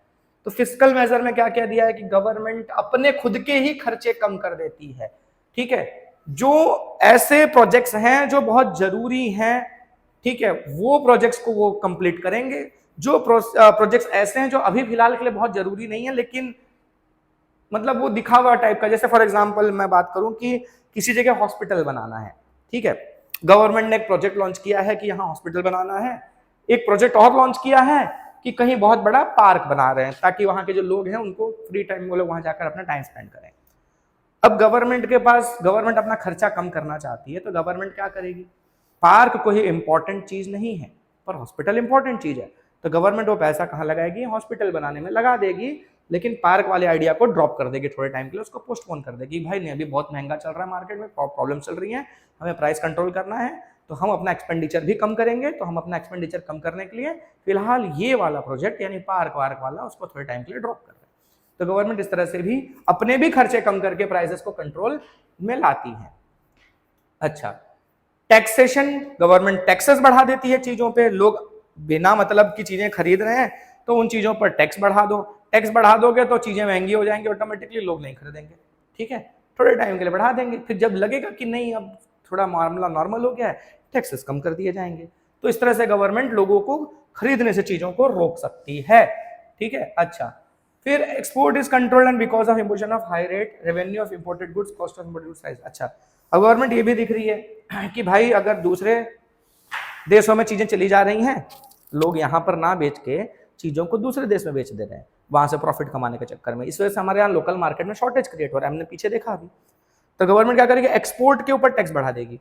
आप ये चीज एक्सपोर्ट कर रहे थे, टैक्स बढ़ा दिया, ले अब बेच भाई, अब भेज तू, अब इतना महंगा हो जाएगा कि उसको बेचना बहुत मुश्किल हो जाएगा, क्योंकि अब एक्सपोर्ट ड्यूटी बढ़ा दिया गवर्नमेंट ने, तो वो चीज महंगी हो गई। अब वो वहां के मार्केट में जब बेचेगा तो वहां महंगा हो गया, तो वहां के लोग खरीदेंगे ही नहीं, तो अब ये वहां बेचना ही नहीं चाहेगा, तो वो क्या करेगा, अपने यहाँ लोकल मार्केट में सप्लाई कर देगा, तो यहाँ मार्केट में सप्लाई बढ़ जाएगी, प्राइस कंट्रोल हो जाएगा। तो गवर्नमेंट इस इनको कंट्रोल कर सकती है। Public loan policy, loan policy को गवर्नमेंट कैसे कंट्रोल करेगी कि वही लोगों को लोन लेने से रोकना, लोन का इंटरेस्ट रेट बढ़ा दो, लोग इंटरेस्ट रेट ज्यादा देख के लोन नहीं लेंगे, पैसा सेविंग में डाल देंगे, सेविंग में पैसा आ गया, वो पैसा फिर कहीं इन्वेस्टमेंट में लगेगा और डेवलपमेंट के काम होंगे। प्राइसेस, जो लोग फालतू का पैसा इधर उधर लगा के खर्चा कर रहे थे, प्राइस बढ़ रहा था, वो प्राइस नहीं बढ़ेगा। फिर क्या दिया है, कंट्रोल ऑन कैपिटल इन्वेस्टमेंट। फिर इसमें क्या है कि गवर्नमेंट क्या करेगी कि जो पैसा जहां जरूरत का है काम वहां पर इन्वेस्ट करेगी, जैसे in order to select capital investment behind unuseful and luxury items reduce license और permit system is implemented and government encourages such type of capital investment in which the productive form of agriculture and industrial products increase। पैसा invest हो रहा है आपके देश में, आपके business में, इकोनॉमी में, तो गवर्नमेंट क्या करेगी कि फालतू की चीजों में जो इन्वेस्टमेंट हो रहा है उसे कम करने की कोशिश करेगी और काम की चीजों में जो इन्वेस्टमेंट हो रहा है उसको बढ़ाने की कोशिश करेगी। जैसे अब इंडस्ट्रीज बन रही हैं, एग्रीकल्चर में इन्वेस्टमेंट हो रहा है, तो उसको गवर्नमेंट प्रमोट करना चाहती है, तो बोलेंगे कि भाई इसमें ज्यादा इन्वेस्टमेंट करो। अब लोग देख रहे हैं कि उसमें इन्वेस्ट करके पैसा कम मिल रहा है, प्रॉफिट कम मिल रहा है, लेकिन अगर किसी लग्जरी आइटम को बना रहे हैं, उसमें इन्वेस्टमेंट कर रहे हैं, तो ज्यादा प्रॉफिट मिल रहा है, तो लोग चाहेंगे कि वो लग्जरी वाला आइटम बनाए, ठीक है। अब बताओ भैया कि अगर आप खाने पीने की चीज बनाकर बेच रहे हो और दूसरी तरफ आप कार बेच रहे हो, तो कार में ज्यादा पैसा मिलता है, ठीक है, और यहाँ खाने पीने की चीज में कम मार्जिन मिलता है, तो लोग चाहेंगे कि वो बनाएं, वहां पर पैसा खर्चा करें। तो गवर्नमेंट क्या बोलेगी, ना ऐसा नहीं करो भैया, इसमें अगर आप पैसा लगा रहे हो, इसमें टैक्सेस वगैरह बढ़ा देंगे ताकि वो बिजनेस उनको ज्यादा प्रॉफिटेबल ना लगे, और यहाँ टैक्सेस वगैरह कम कर देंगे ताकि लोगों को यहाँ पर ज्यादा मार्जिन मिलने लग जाए, ये प्रॉफिटेबल लगे, तो लोग ऑटोमेटिकली वहां पैसा ना लगाकर यहाँ पैसा लगाएंगे, जिससे जरूरत की चीजें ज्यादा प्रोड्यूस होंगी, उनकी कीमतें नहीं बढ़ेंगी, वो अच्छे से चलेंगी, अननेसेसरी चीजें जो हैं जिसकी वजह से प्राइस राइज होता था उन चीजों पर कंट्रोल हो जाएगा। तो इस तरह से गवर्नमेंट चीजों को कंट्रोल करती है। फिर है क्या, price regulation and rationing. Rationing करना, कई बार गवर्नमेंट देखती कि भाई ये प्राइस तो इतना ही हो पाएगा, इससे ज्यादा अब इसको कम नहीं किया जा सकता, लेकिन देश में कुछ लोग हैं जो उस चीज को उस रेट पर अफोर्ड नहीं कर पाएंगे, तो गवर्नमेंट बोलती है ठीक है, एक काम करते हैं, मार्केट में इसका प्राइस यही है, लेकिन हम आपको ये सस्ते में अवेलेबल करवाएंगे, इसका खर्चा कुछ हद तक हम झेलेंगे। जैसे कि बना है फेयर प्राइस शॉप्स, ठीक है, पब्लिक डिस्ट्रीब्यूशन सिस्टम का पार्ट। पब्लिक डिस्ट्रीब्यूशन सिस्टम के बारे में हमने पहले भी पढ़ा हुआ है, ठीक है। तो पब्लिक डिस्ट्रीब्यूशन सिस्टम में क्या होता है कि लोगों तक, अलग अलग जगह तक लोगों तक अनाज वगैरह ये सब पहुंचाने का काम करती है गवर्नमेंट सस्ते दाम में, और इसमें सबसे बड़ा रोल आता है फेयर प्राइस शॉप्स का। जो सरकारी राशन की दुकानें होती हैं, गवर्नमेंट वहां पर वो स्टॉक अवेलेबल करवा देती है ताकि वहां के जो लोग हैं उसे वो सस्ते दाम में अफोर्ड कर पाए। अब उसका मार्केट में कीमत, मान लो गेहूं की बात करें, मार्केट में उसकी कीमत भले 30 रुपए 40 रुपए किलो होगी, लेकिन वहां उन लोगों को वो 10 रुपए किलो 8 रुपए किलो में ही अवेलेबल करवाएगी गवर्नमेंट। उसका जो एक्स्ट्रा कॉस्ट है वो गवर्नमेंट अपने जेब से भरती है, ठीक है। तो इस तरह की चीजें गवर्नमेंट करती हैं, लोगों को सस्ते दाम में चीजें अवेलेबल हो सके इसके लिए, ठीक है। यही जो एक्स्ट्रा कॉस्ट गवर्नमेंट पे कर रही है, मान लो गेहूं तो 30 रुपए किलो का ही था, पर उस आदमी को 10 रुपए किलो का ही पड़ रहा है, तो बीच में जो 20 रुपए का गैप है, वो 20 रुपए का खर्चा कौन झेलता है, वो गवर्नमेंट झेलती है। इसी चीज को हम कहते हैं सब्सिडी, ठीक है। तो ये याद रखना, इंपॉर्टेंट डेफिनेशन। अच्छा, फिर इससे ये भी चीज है कि देखो, पब्लिक डिस्ट्रीब्यूशन सिस्टम इंप्रूवमेंट होने से होर्डिंग वगैरह वाली चीजें कंट्रोल हो गई हैं। जो लोग मार्केट में प्राइवेट तरीके से चीज़ों को होल्ड कर लेते थे फिर बाद में महंगा करके बेचते थे, उस पर बहुत हद तक कंट्रोल हो पाया है। फिर administered price mechanism. Administered price mechanism में क्या है, कुछ चीजों की कीमतें गवर्नमेंट फिक्स कर देती है कि इतने में ही इसको बेचा जा सकता है, इससे ज्यादा अगर कोई लेता है तो वो क्राइम है, उसको पकड़ लिया जाएगा, कूटा जाएगा। ठीक है, तो जैसे इसके ही तहत गवर्नमेंट ने एक लॉ बनाया है, एसेंशियल कमोडिटीज एक्ट। इस कानून के तहत कुछ चीजों को सिलेक्ट किया गया है जो कि हम हर किसी की बेसिक रिक्वायरमेंट की चीजें हैं। उसमें दवाइयां होंगी, खाने पीने की कुछ चीजें होती हैं, ठीक है, तो डे टू डे लाइफ में बेसिक रिक्वायरमेंट की कुछ चीजें हैं, उसको डाल दिया गया है इस लिस्ट में। एक लिस्ट आती है एसेंशियल कमोडिटीज एक्ट की, उस लिस्ट में जितने भी प्रोडक्ट्स को मेंशन कर दिया जाए उनकी प्राइसेस फिक्स है कि मैक्सिमम इतना ही रख सकते हैं, उससे ज्यादा उनका प्राइस नहीं रखा जा सकता। इससे क्या होगा कि इससे बेसिक रिक्वायरमेंट की चीजें लोगों को ढंग के प्राइस में अवेलेबल हो जाएंगी, उसके लिए बिना मतलब का पैसा देना नहीं पड़ेगा। ठीक है, तो उस तरह का गवर्नमेंट ने प्रोविजन लाया है। इसके अलावा PASA पासा लॉ बनाया है, prevention of anti social activities act. इसमें क्या है कि कोई अगर ब्लैक मार्केटिंग करता है, होर्डिंग करता है, गलत तरीके से चीजों की कीमतें बढ़ाकर बेचता है तो उसके खिलाफ सख्त कार्रवाई होगी, उसको सजा होगी। अच्छा, फिर स्ट्रिक्ट कई बार टाइम टू टाइम गवर्नमेंट ये करती है कि इन चीजों पे नजर रखती है कि लोगों ने स्टॉक में क्या क्या रखा है, कोई स्टॉक में होर्डिंग कर रहा है कि नहीं। उनके लोग टाइम टू टाइम अलग अलग जगह विजिट करके देखते हैं। मान लो कि मार्केट में सडनली गवर्नमेंट को रियलाइज हो कि चीजों की कीमतें बढ़ गई हैं बड़ी तेजी से, अब इतनी तेजी से बढ़ी हैं तो कुछ गड़बड़ है, तो गवर्नमेंट के लोग घूम घूम के चेक करेंगे कि कहीं लोगों ने स्टॉक छुपा के रख के जानबूझ के चीजों को महंगा करके बेचने की कोशिश तो नहीं कर रहे हैं। तो ये सब करते रहते हैं और अगर कोई ऐसा एक्टिविटी करते हुए पकड़ा जाता है तो उसको सजा वगैरह दी जाती है। अच्छा, फिर कंज्यूमर अवेयरनेस। तो यहां तक तो हम प्राइस राइज के बारे में पढ़ रहे थे, अब यहां से आगे है कंज्यूमर अवेयरनेस। जागो ग्राहक जागो। इस तरह के बहुत सारे एड्स हम देखते रहते हैं। देखिए ये हमारे हीरो साहब हैं, ये एक मैडम है, ठीक है, ऐसा दिखाते हैं टीवी में एड में कि भाई वो गंदा सा कपड़ा था, अचानक से बात चल रही है, अचानक से करके जाता है, पूरा वाइट वाइट हो जाता है। फिर वो कपड़े में दिखाते हैं, 2 बकेट ले लेते हैं, एक में वही गंदा कपड़ा डुबाते हैं, दूसरे में भी एक और गंदा कपड़ा डुबाते हैं। इस वाले में से निकालते हैं वो गंदा ही दिखता है, उनके डिटर्जेंट वाले में से निकालते एकदम सफेद सफेद हो जाता है। ठीक है, मैंने भी किया था लेकिन कभी ऐसा होता नहीं है, बेवकूफ बनाते हैं, स्कीम चलाते हैं ये लोग। तो ये सब क्या है ना, गवर्नमेंट कई बार ना कुछ कंपनियां या कुछ प्रोडक्ट सेलर्स हमारे साथ इस तरह के एडवर्टाइजमेंट दिखा के धोखाधड़ी कर देते हैं। पहले बहुत ज्यादा होता था, अब तो बहुत हद तक कंट्रोल हो गया है, फिर भी होता है, अभी भी होता है, बड़े अजीबोगरीब एड्स दिखाकर हमको ठगा जाता है।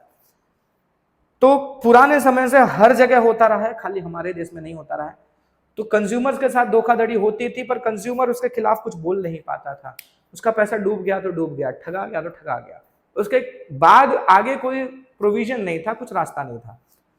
तो समय होते होते लोगों को रियलाइज हुआ कि भाई ऐसा कुछ होना चाहिए, तो कंज्यूमर अवेयरनेस को लेकर कैंपेन वगैरह शुरू किए गए।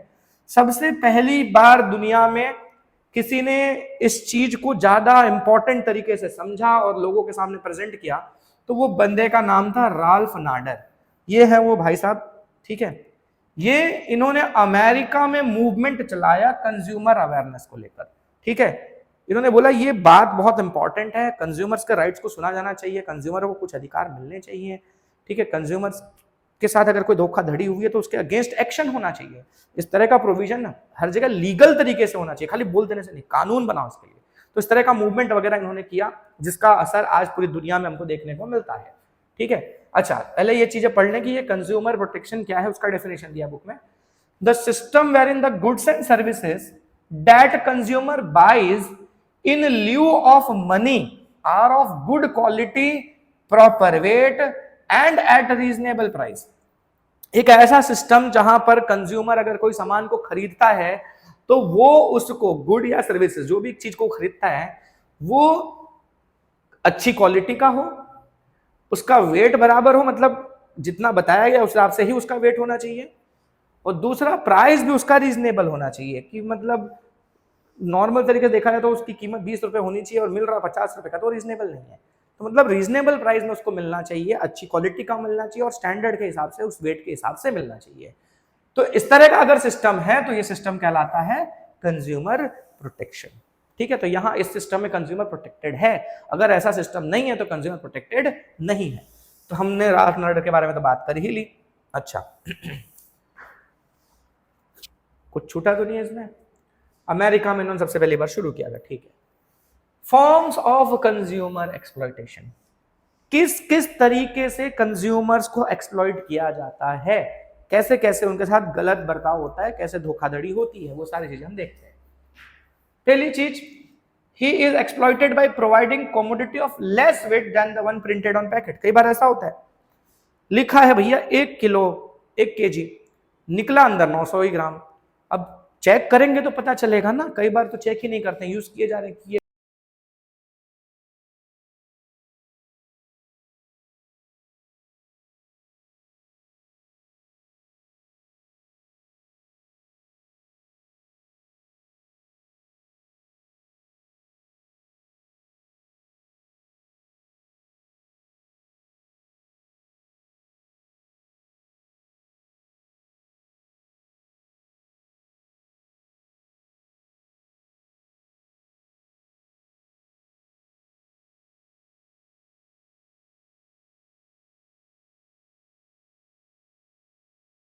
चीजों की कीमतें बढ़ा कर ली जाती हैं, प्राइस उसका 10 रुपया, हमको बोलते हैं 20 रुपया दो, 15 रुपया दो। कई बार आपने देखा होगा, फेस किया होगा रेलवे स्टेशन वगैरह पर, कई बार होता है एमआरपी लिखा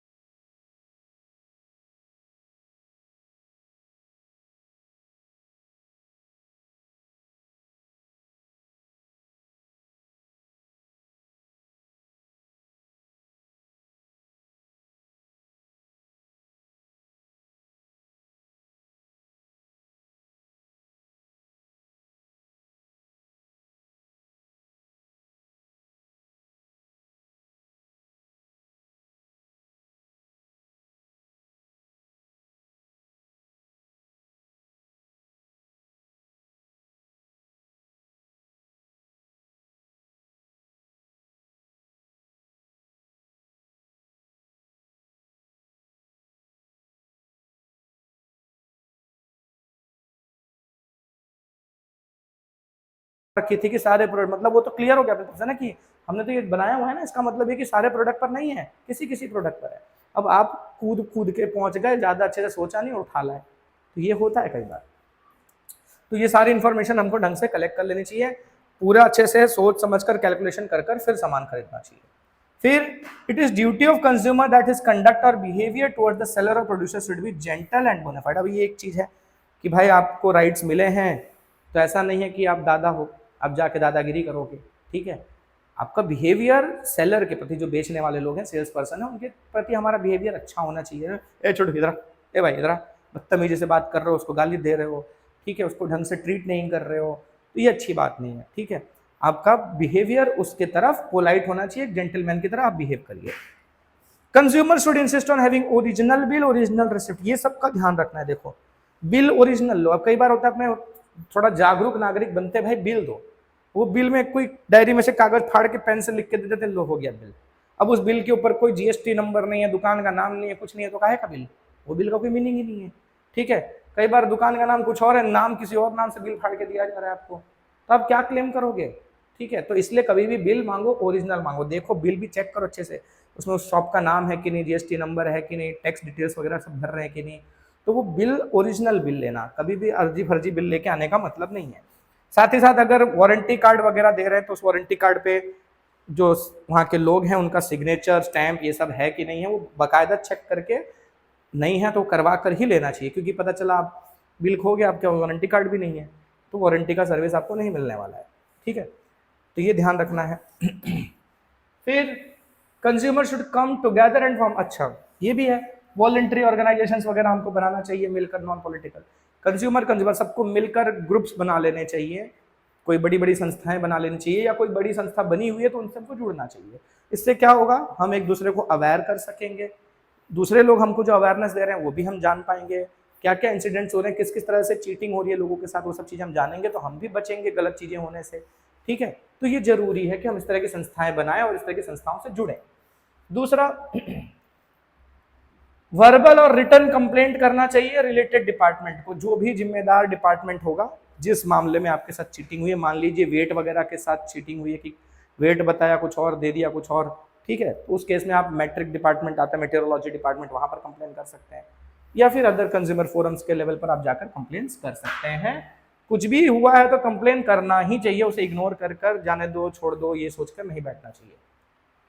While purchasing a product, if consumer finds that product is adulterated, duplicate, fake और decrease in weight, कुछ गड़बड़ दिखी आपको प्रोडक्ट में, आपको लग रहा है ये किलो बोला है लेकिन 1 किलो लग नहीं रहा है, अब तराजू पे रख दिया आपने, पता चला 800 ग्राम निकला, या मान लो जी एक्सपायर्ड निकला, खराब निकला, कुछ भी ऐसा है, तो सबसे पहले आपकी ड्यूटी बनती है कि जो वहाँ सेल्स पर्सन है, आप पहले उसको ये चीज़ बताएं कि देखो भाई ये ऐसा है। क्योंकि कई बार क्या होता है ना, देखो कि मैं कहीं और से सामान ला रहा हूँ, ठीक है, कोई डिस्ट्रीब्यूटर से सामान खरीद के ला रहा हूँ, आपको बेच रहा हूँ, मुझे भी नहीं पता ना कि उसमें ऐसा है, मैंने लाया, मैंने उसके ऊपर विश्वास कर लिया, लाया, आपको बेच दिया, ठीक है, तो आपने मेरे पर विश्वास कर खरीद लिया, कई बार आपने चेक कर लिया, पता चला इसमें गड़बड़ है, मुझे खुद ही नहीं पता कि इसमें गड़बड़ है, तो सबसे पहला फर्ज है कि वो सेल्स पर्सन को पहले ही बताया जाए कि भाई इसमें ऐसा गड़बड़ है। अब इसके पास ये प्रॉब्लम पता चली तो ये आगे कंप्लेन करेगा ना, आगे बात करेगा। हाँ, अगर सेल्स पर्सन या जिसको भी आपने ये हाईलाइट कर दिया, दुकान वाले को जिसको भी आपने बताया कि भाई इसमें ये प्रॉब्लम है, और वो आपकी प्रॉब्लम सॉल्व करने के लिए तैयार ही नहीं है, आपसे बहस कर रहा है, बिना मतलब का वो कर रहा है, तब आप कंप्लेन करिए, तब आपका फर्ज है कि आप कंप्लेन करें। लेकिन अगर वो बंदा आपका प्रॉब्लम सॉल्व करने के लिए तैयार है, उसको खुद नहीं पता कि ऐसी चीटिंग हो रही है, वो सॉर्ट आउट करना चाहता है, तो आप उसके साथ मिलकर इस प्रॉब्लम को सॉर्ट आउट करवाइए। फिर अगर लगता है कुछ है तो कंप्लेन करिए आगे director of legal metrology, consumer affairs, इन सब जगहों पर हम मतलब director of legal metrology and consumer affairs, इस संस्था के पास जाकर हम कंप्लेन कर सकते हैं वेट वगैरह को लेकर, या फिर आगे कोर्ट्स वगैरह में भी जा सकते हैं। अगर गैस सिलेंडर वगैरह ले रहे हैं तो उसमें सील लगा है कि अच्छे से चेक करना चाहिए, कई बार सील भी गलत तरीके से लगा रहता है, वो भी देखो कि अच्छे से सील लगा है कि नहीं, आप बिना मतलब सील लगा है और आप सिलेंडर खोल दे रहे हो आराम से, ऐसे उठा रहे हो निकल जा रहा है, तो वो सील मतलब गलत तरीके से लगा हुआ है या कुछ धोखाधड़ी हो सकती है, तो सील अच्छे से लगा है कि नहीं वो चेक करना चाहिए। आप कहीं टैक्सी या रिक्शा मीटर से जा रहे हो, मीटर पे बुक करके, तो उसमें जीरो की रीडिंग है कि नहीं, पेट्रोल पंप पे पेट्रोल वगैरह भरा रहे हो, गैस पंप पर गैस भरा रहे हो, तो उसमें भी जीरो की रीडिंग है कि नहीं, सब चेक कर लेना चाहिए, तभी भरवाना चाहिए। फिर कई बार होता है वो वेइंग स्केल सही तरीके से यूज कर रहे हैं कि नहीं, वो स्प्रिंग बैलेंस भी आता है उसको ढंग से लटकाया है कि नहीं, कई बार टेढ़ा मेढ़ा करके चीटिंग कर सकते हैं आपके साथ, तो इस पर ध्यान देना आपकी जिम्मेदारी है। फिर a consumer should either himself go to consumer forum और should complain through consumer society against the negligence in railway, bank, insurance, telephone, hospital वगैरह वगैरह। अगर इन सब मामलों में, चाहे इंश्योरेंस के मामले में, बैंक्स को लेकर, रेलवेज को लेकर आपके साथ कोई गलत हुआ है तो आप कंज्यूमर फोरम में, कंज्यूमर सोसाइटीज में कंप्लेन कर सकते हैं। ठीक है, कोई सर्विस को लेकर प्रॉब्लम हुई है जिसकी वजह से आपको फिजिकली मेंटली दोनों तरीके से कुछ प्रॉब्लम से झेलना पड़ा है, तो उसके बदले में आप कंपनसेशन भी मांग सकते हैं। दूसरा ये कि जो भी चीज हुई, जिसका रिजल्ट आया, ये सब चीजें आप कोशिश करिए कि न्यूज़पेपर्स में या कहीं न्यूज चैनल्स में, किसी मैगजीन, ये सब में छपें, इस चीज को हाईलाइट करवाइए। इससे क्या होगा, लोगों को भी पता चलेगा कि भाई किस किस तरह से गलतियां हो रही हैं। और अगर आपने कंप्लेन किया, आपको कंपनसेशन भी मिल गया है, तो भी छपवाइए कि भाई आपको, मतलब उससे क्या होगा, जो बाकी लोग हैं वो मोटिवेट होंगे कि हाँ भाई ये जब प्रॉब्लम्स होती हैं हम कंप्लेन करते हैं तो उसका सोल्यूशन भी आता है। अब पब्लिक को अगर ये लगता है ना कि भाई कंप्लेंट्स खाली हो रही है, सोल्यूशंस नहीं आ रहे, तो पब्लिक बोलेगी ना काहे को कंप्लेन करना, छोड़ो, काहे का झंझट ना पड़ना। जब लगेगा कि हाँ सोल्यूशंस भी आ रहे हैं, सब प्रॉब्लम सॉल्व की जा रही है, तो लोग मोटिवेट होंगे और वो भी अवेयर होकर आगे काम करेंगे। 12th, a consumer should participate enthusiastically in different consumer awareness programs। जो भी कंज्यूमर अवेयरनेस प्रोग्राम्स चलते हैं, चाहे वो कंज्यूमर सोसाइटीज करा रही हैं, चाहे गवर्नमेंट करा रही हैं, सबसे हमको जुड़ना चाहिए, बढ़ चढ़कर पार्टिसिपेशन करना चाहिए। कहीं पर भी सेमिनार्स हो रहे हैं, डिस्कशंस हो रहे हैं, उन सब में हमको जाना चाहिए। फिर measures of consumer protection, consumer protection के लिए क्या स्टेप्स लिए गए हैं, तो एक स्टेप बताया गया कि 3 टियर ट्रिब्यूनल कोर्ट्स बनाए गए हैं, 3 लेवल पर कोर्ट्स बनाए गए हैं कंज्यूमर्स के प्रॉब्लम्स को सॉल्व करने के लिए। 3 लेवल समझ ही गए होंगे, एक डिस्ट्रिक्ट लेवल पर, एक स्टेट लेवल पर और एक नेशनल लेवल पर। ठीक है, तो इसमें क्या बताया, देखो, under national consumer protection act 1986, central consumer protection council, जिसे हम नेशनल कंज्यूमर कमीशन एनसीसी भी कहते हैं, इसके अलावा स्टेट लेवल पर भी स्टेट कंज्यूमर फोरम्स बनाए गए हैं। पहली बात कर रहे हैं हम किसकी, डिस्ट्रिक्ट फोरम की। तो डिस्ट्रिक्ट फोरम में क्या है, there is one court in every district which is very important, मतलब कंज्यूमर रिलेटेड प्रॉब्लम्स को सॉल्व करने के लिए हर डिस्ट्रिक्ट में एक कोर्ट बनाया गया है, कम से कम एक कोर्ट है। ये क्या करता है, जो भी कंज्यूमर्स कंप्लेन करते हैं उन कंज्यूमर्स की कंप्लेंट्स को वो स्टडी करता है। ठीक है, और फिर उसके अगेंस्ट में अगर लगता है कि हाँ ये वैलिड कंप्लेन है, सामने वाले ने गलती की है, उसको सॉर्ट आउट करेगा, जो भी उसका लॉस होगा उसको कंपनसेशन दिलवाएगा, सामने वाले का पनिशमेंट होगा। ठीक है, इंडिया में लगभग 571 डिस्ट्रिक्ट फोरम्स चल रहे हैं। अब इतने जिले हैं कि नहीं है पता नहीं, कई बार ऐसा भी हो सकता है कि 2 जिलों के बीच में एक होगा, कई बार होगा कोई बड़ा जिला होगा। ठीक है, तो कोई बड़ा जिला होगा तो एक ही जिले में 2 भी हो सकता है, तो डिपेंड करता है पॉपुलेशन और सबके हिसाब से। तो लगभग 571 कंज्यूमर फोरम्स इंडिया में बने हुए हैं। फिर इसमें लगभग 20 लाख तक का कंपनसेशन क्लेम किया जा सकता है, मतलब आपका जो लॉस है, आपने कंप्लेन फाइल किया, आपको लग रहा है कि आपका 20 लाख के अंडर तक का ही लॉस है, 20 लाख तक का कंपनसेशन आपको मिल जाता है, आपका काम चल जाता है। उसमें 10 लाख का हो सकता है, 50,000 का हो सकता है, 10,000 का हो सकता है, तो पूरा 20 लाख का दे सकता है। तो जो भी इस लेवल तक का कंपनसेशन है, यहां तक की कंप्लेंट्स को आप डिस्ट्रिक्ट लेवल पर करेंगे। इससे ज्यादा है तो वो डिस्ट्रिक्ट लेवल पर नहीं होगा, फिर वो आगे के लेवल पर होगा। तो 20 लाख तक का कंपनसेशन वाला क्लेम यहां पर किया जा सकता है। अच्छा, आफ्टर पेइंग अ डिसाइडेड फी, एक छोटा मोटा फीस लगता है कंप्लेन फाइल करते टाइम, वो आपको देना रहता है। अच्छा, फिर if the petitioner is not satisfied with the decision of district forum, he may file a complaint in the state commission.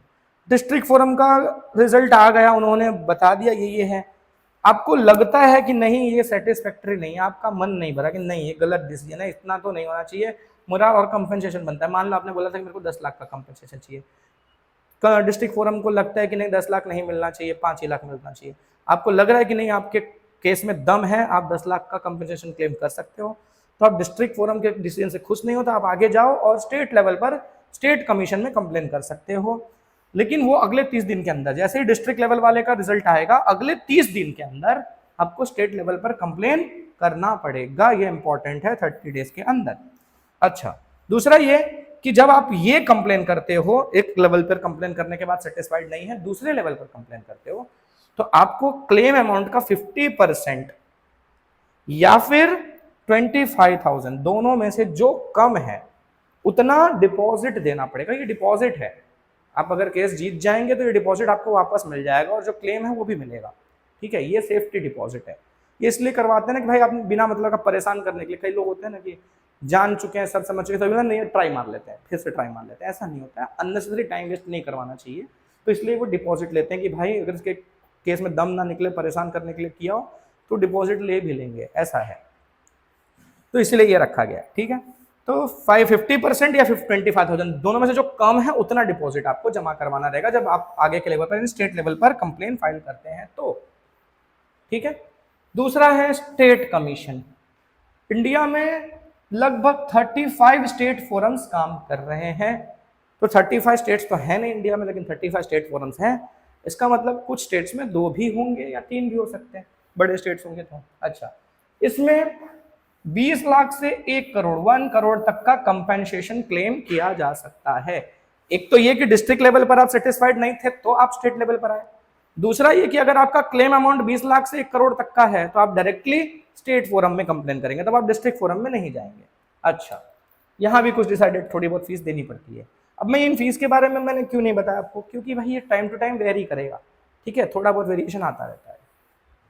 If the petitioner is not satisfied, फिर अगर आप स्टेट लेवल पर भी सेटिस्फाइड नहीं है तो आप जाइए नेशनल लेवल पर, वो भी अगले 30 दिन के अंदर, और वहां पर भी सेम प्रोविजन है, क्लेम अमाउंट का 50% डिपॉजिट भरना पड़ेगा या फिर 35,000 भरना पड़ेगा। दोनों में से जो भी कम है वो डिपॉजिट के तौर पर जमा करवाना पड़ेगा।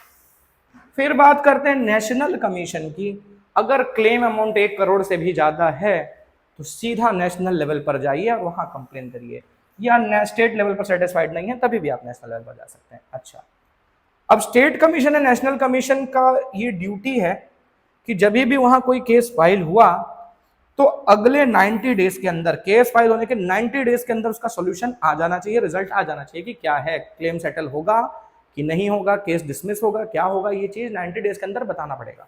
ठीक है, तो अच्छा प्रोविजन है, जल्दी रिजल्ट आते हैं। अच्छा, अगर आप नेशनल लेवल पर भी सेटिस्फाइड नहीं है इस कंज्यूमर कमीशन से तो अगले 30 दिन के अंदर आप जा सकते हैं कहां, सुप्रीम कोर्ट में।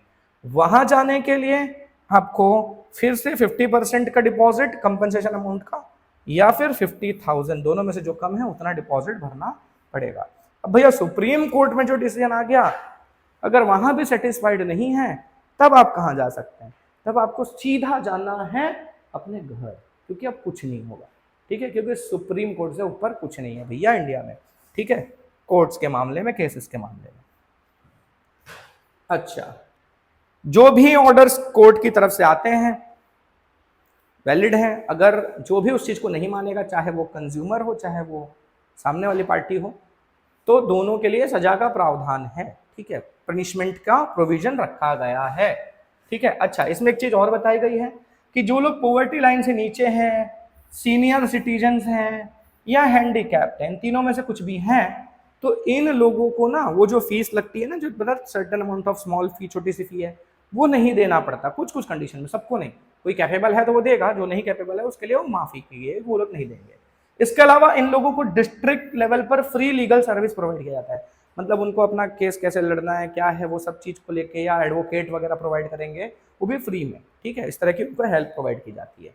अच्छा, कंज्यूमर सोसाइटी, पहला तो हमने देखा कि प्रोविजंस में एक पढ़ा कि 3 टियर ट्रिब्यूनल बनाया हुआ है। दूसरा, कंज्यूमर सोसाइटीज बनी हुई हैं जिन्हें हम कंज्यूमर प्रोटेक्शन काउंसिल्स भी कहते हैं। ये कंज्यूमर सोसाइटीज क्या है, ये गवर्नमेंट से रिकॉग्नाइज्ड है, मतलब गवर्नमेंट का अप्रूवल मिला हुआ है, सर्टिफिकेशन मिला हुआ है इनको। खुद गवर्नमेंट की संस्था नहीं है ये, पर गवर्नमेंट से इनको सर्टिफिकेशन मिला हुआ है। ठीक है, डिस्ट्रिक्ट लेवल पर, तालुका लेवल पर, स्टेट लेवल पर, हर जगह पर ये काम करती हैं। द कंज्यूमर सोसाइटीज और काउंसिल्स आर नॉन पॉलिटिकल, किसी पॉलिटिकल पार्टी का वो नहीं है, नॉन कमर्शियल, इनका पर्पस पैसा कमाना नहीं है, वॉलंटरी ऑर्गेनाइजेशंस हैं, खुद से सेटअप की गई, लोग अपने साथ आकर मिलकर इस तरह की संस्थाएं खड़ी करते हैं। अच्छा, कंज्यूमर्स ही इसके मेंबर्स हैं, कंज्यूमर्स ही इसको ऑर्गेनाइज करते हैं, चलाते हैं। The main objective of these consumer societies is to bring awareness about consumer rights and encourage them to help government to frame policies or protect from time to time. एक तो काम है कि कंज्यूमर्स को अवेयर करो, time to time उनके अंदर awareness programme चलाओ, लोग अवेयर रहे। दूसरा ये कि गवर्नमेंट के पास भी ये टाइम टू टाइम मैटर्स को उठाते रहते हैं, हाईलाइट करते रहते हैं, इससे गवर्नमेंट को भी नियम कानून बनाने में हेल्प मिलती है। तो इनका बहुत बड़ा रोल है कंज्यूमर सोसाइटीज का। इसके अलावा it keeps on reviewing provisions for consumer rights and acts. जो भी कंज्यूमर राइट्स को लेकर एक्ट्स वगैरह बनाए गए हैं, नियम कानून बनाए गए हैं, उसको ये लोग रिव्यू भी करते हैं। अगर इनको लगता है कि नहीं भाई ये समय के हिसाब से इसमें थोड़ा चेंज आना चाहिए, तो ये लोग गवर्नमेंट के पास जाएंगे, रिक्वेस्ट करेंगे कि भैया ऐसा ऐसा इसमें थोड़ा मॉडिफिकेशन करिए, फिर गवर्नमेंट उसके ऊपर आगे काम करेगी। गवर्नमेंट को सजेशंस देते हैं प्रोविजंस को लेकर, कैसे कंज्यूमर्स को अवेयर किया जाए और क्या क्या चेंजेस लाए जाएं और क्या क्या नए नियम कानून बनाए जा सकते हैं, कैसे कंज्यूमर्स को प्रोटेक्ट किया जा सकता है।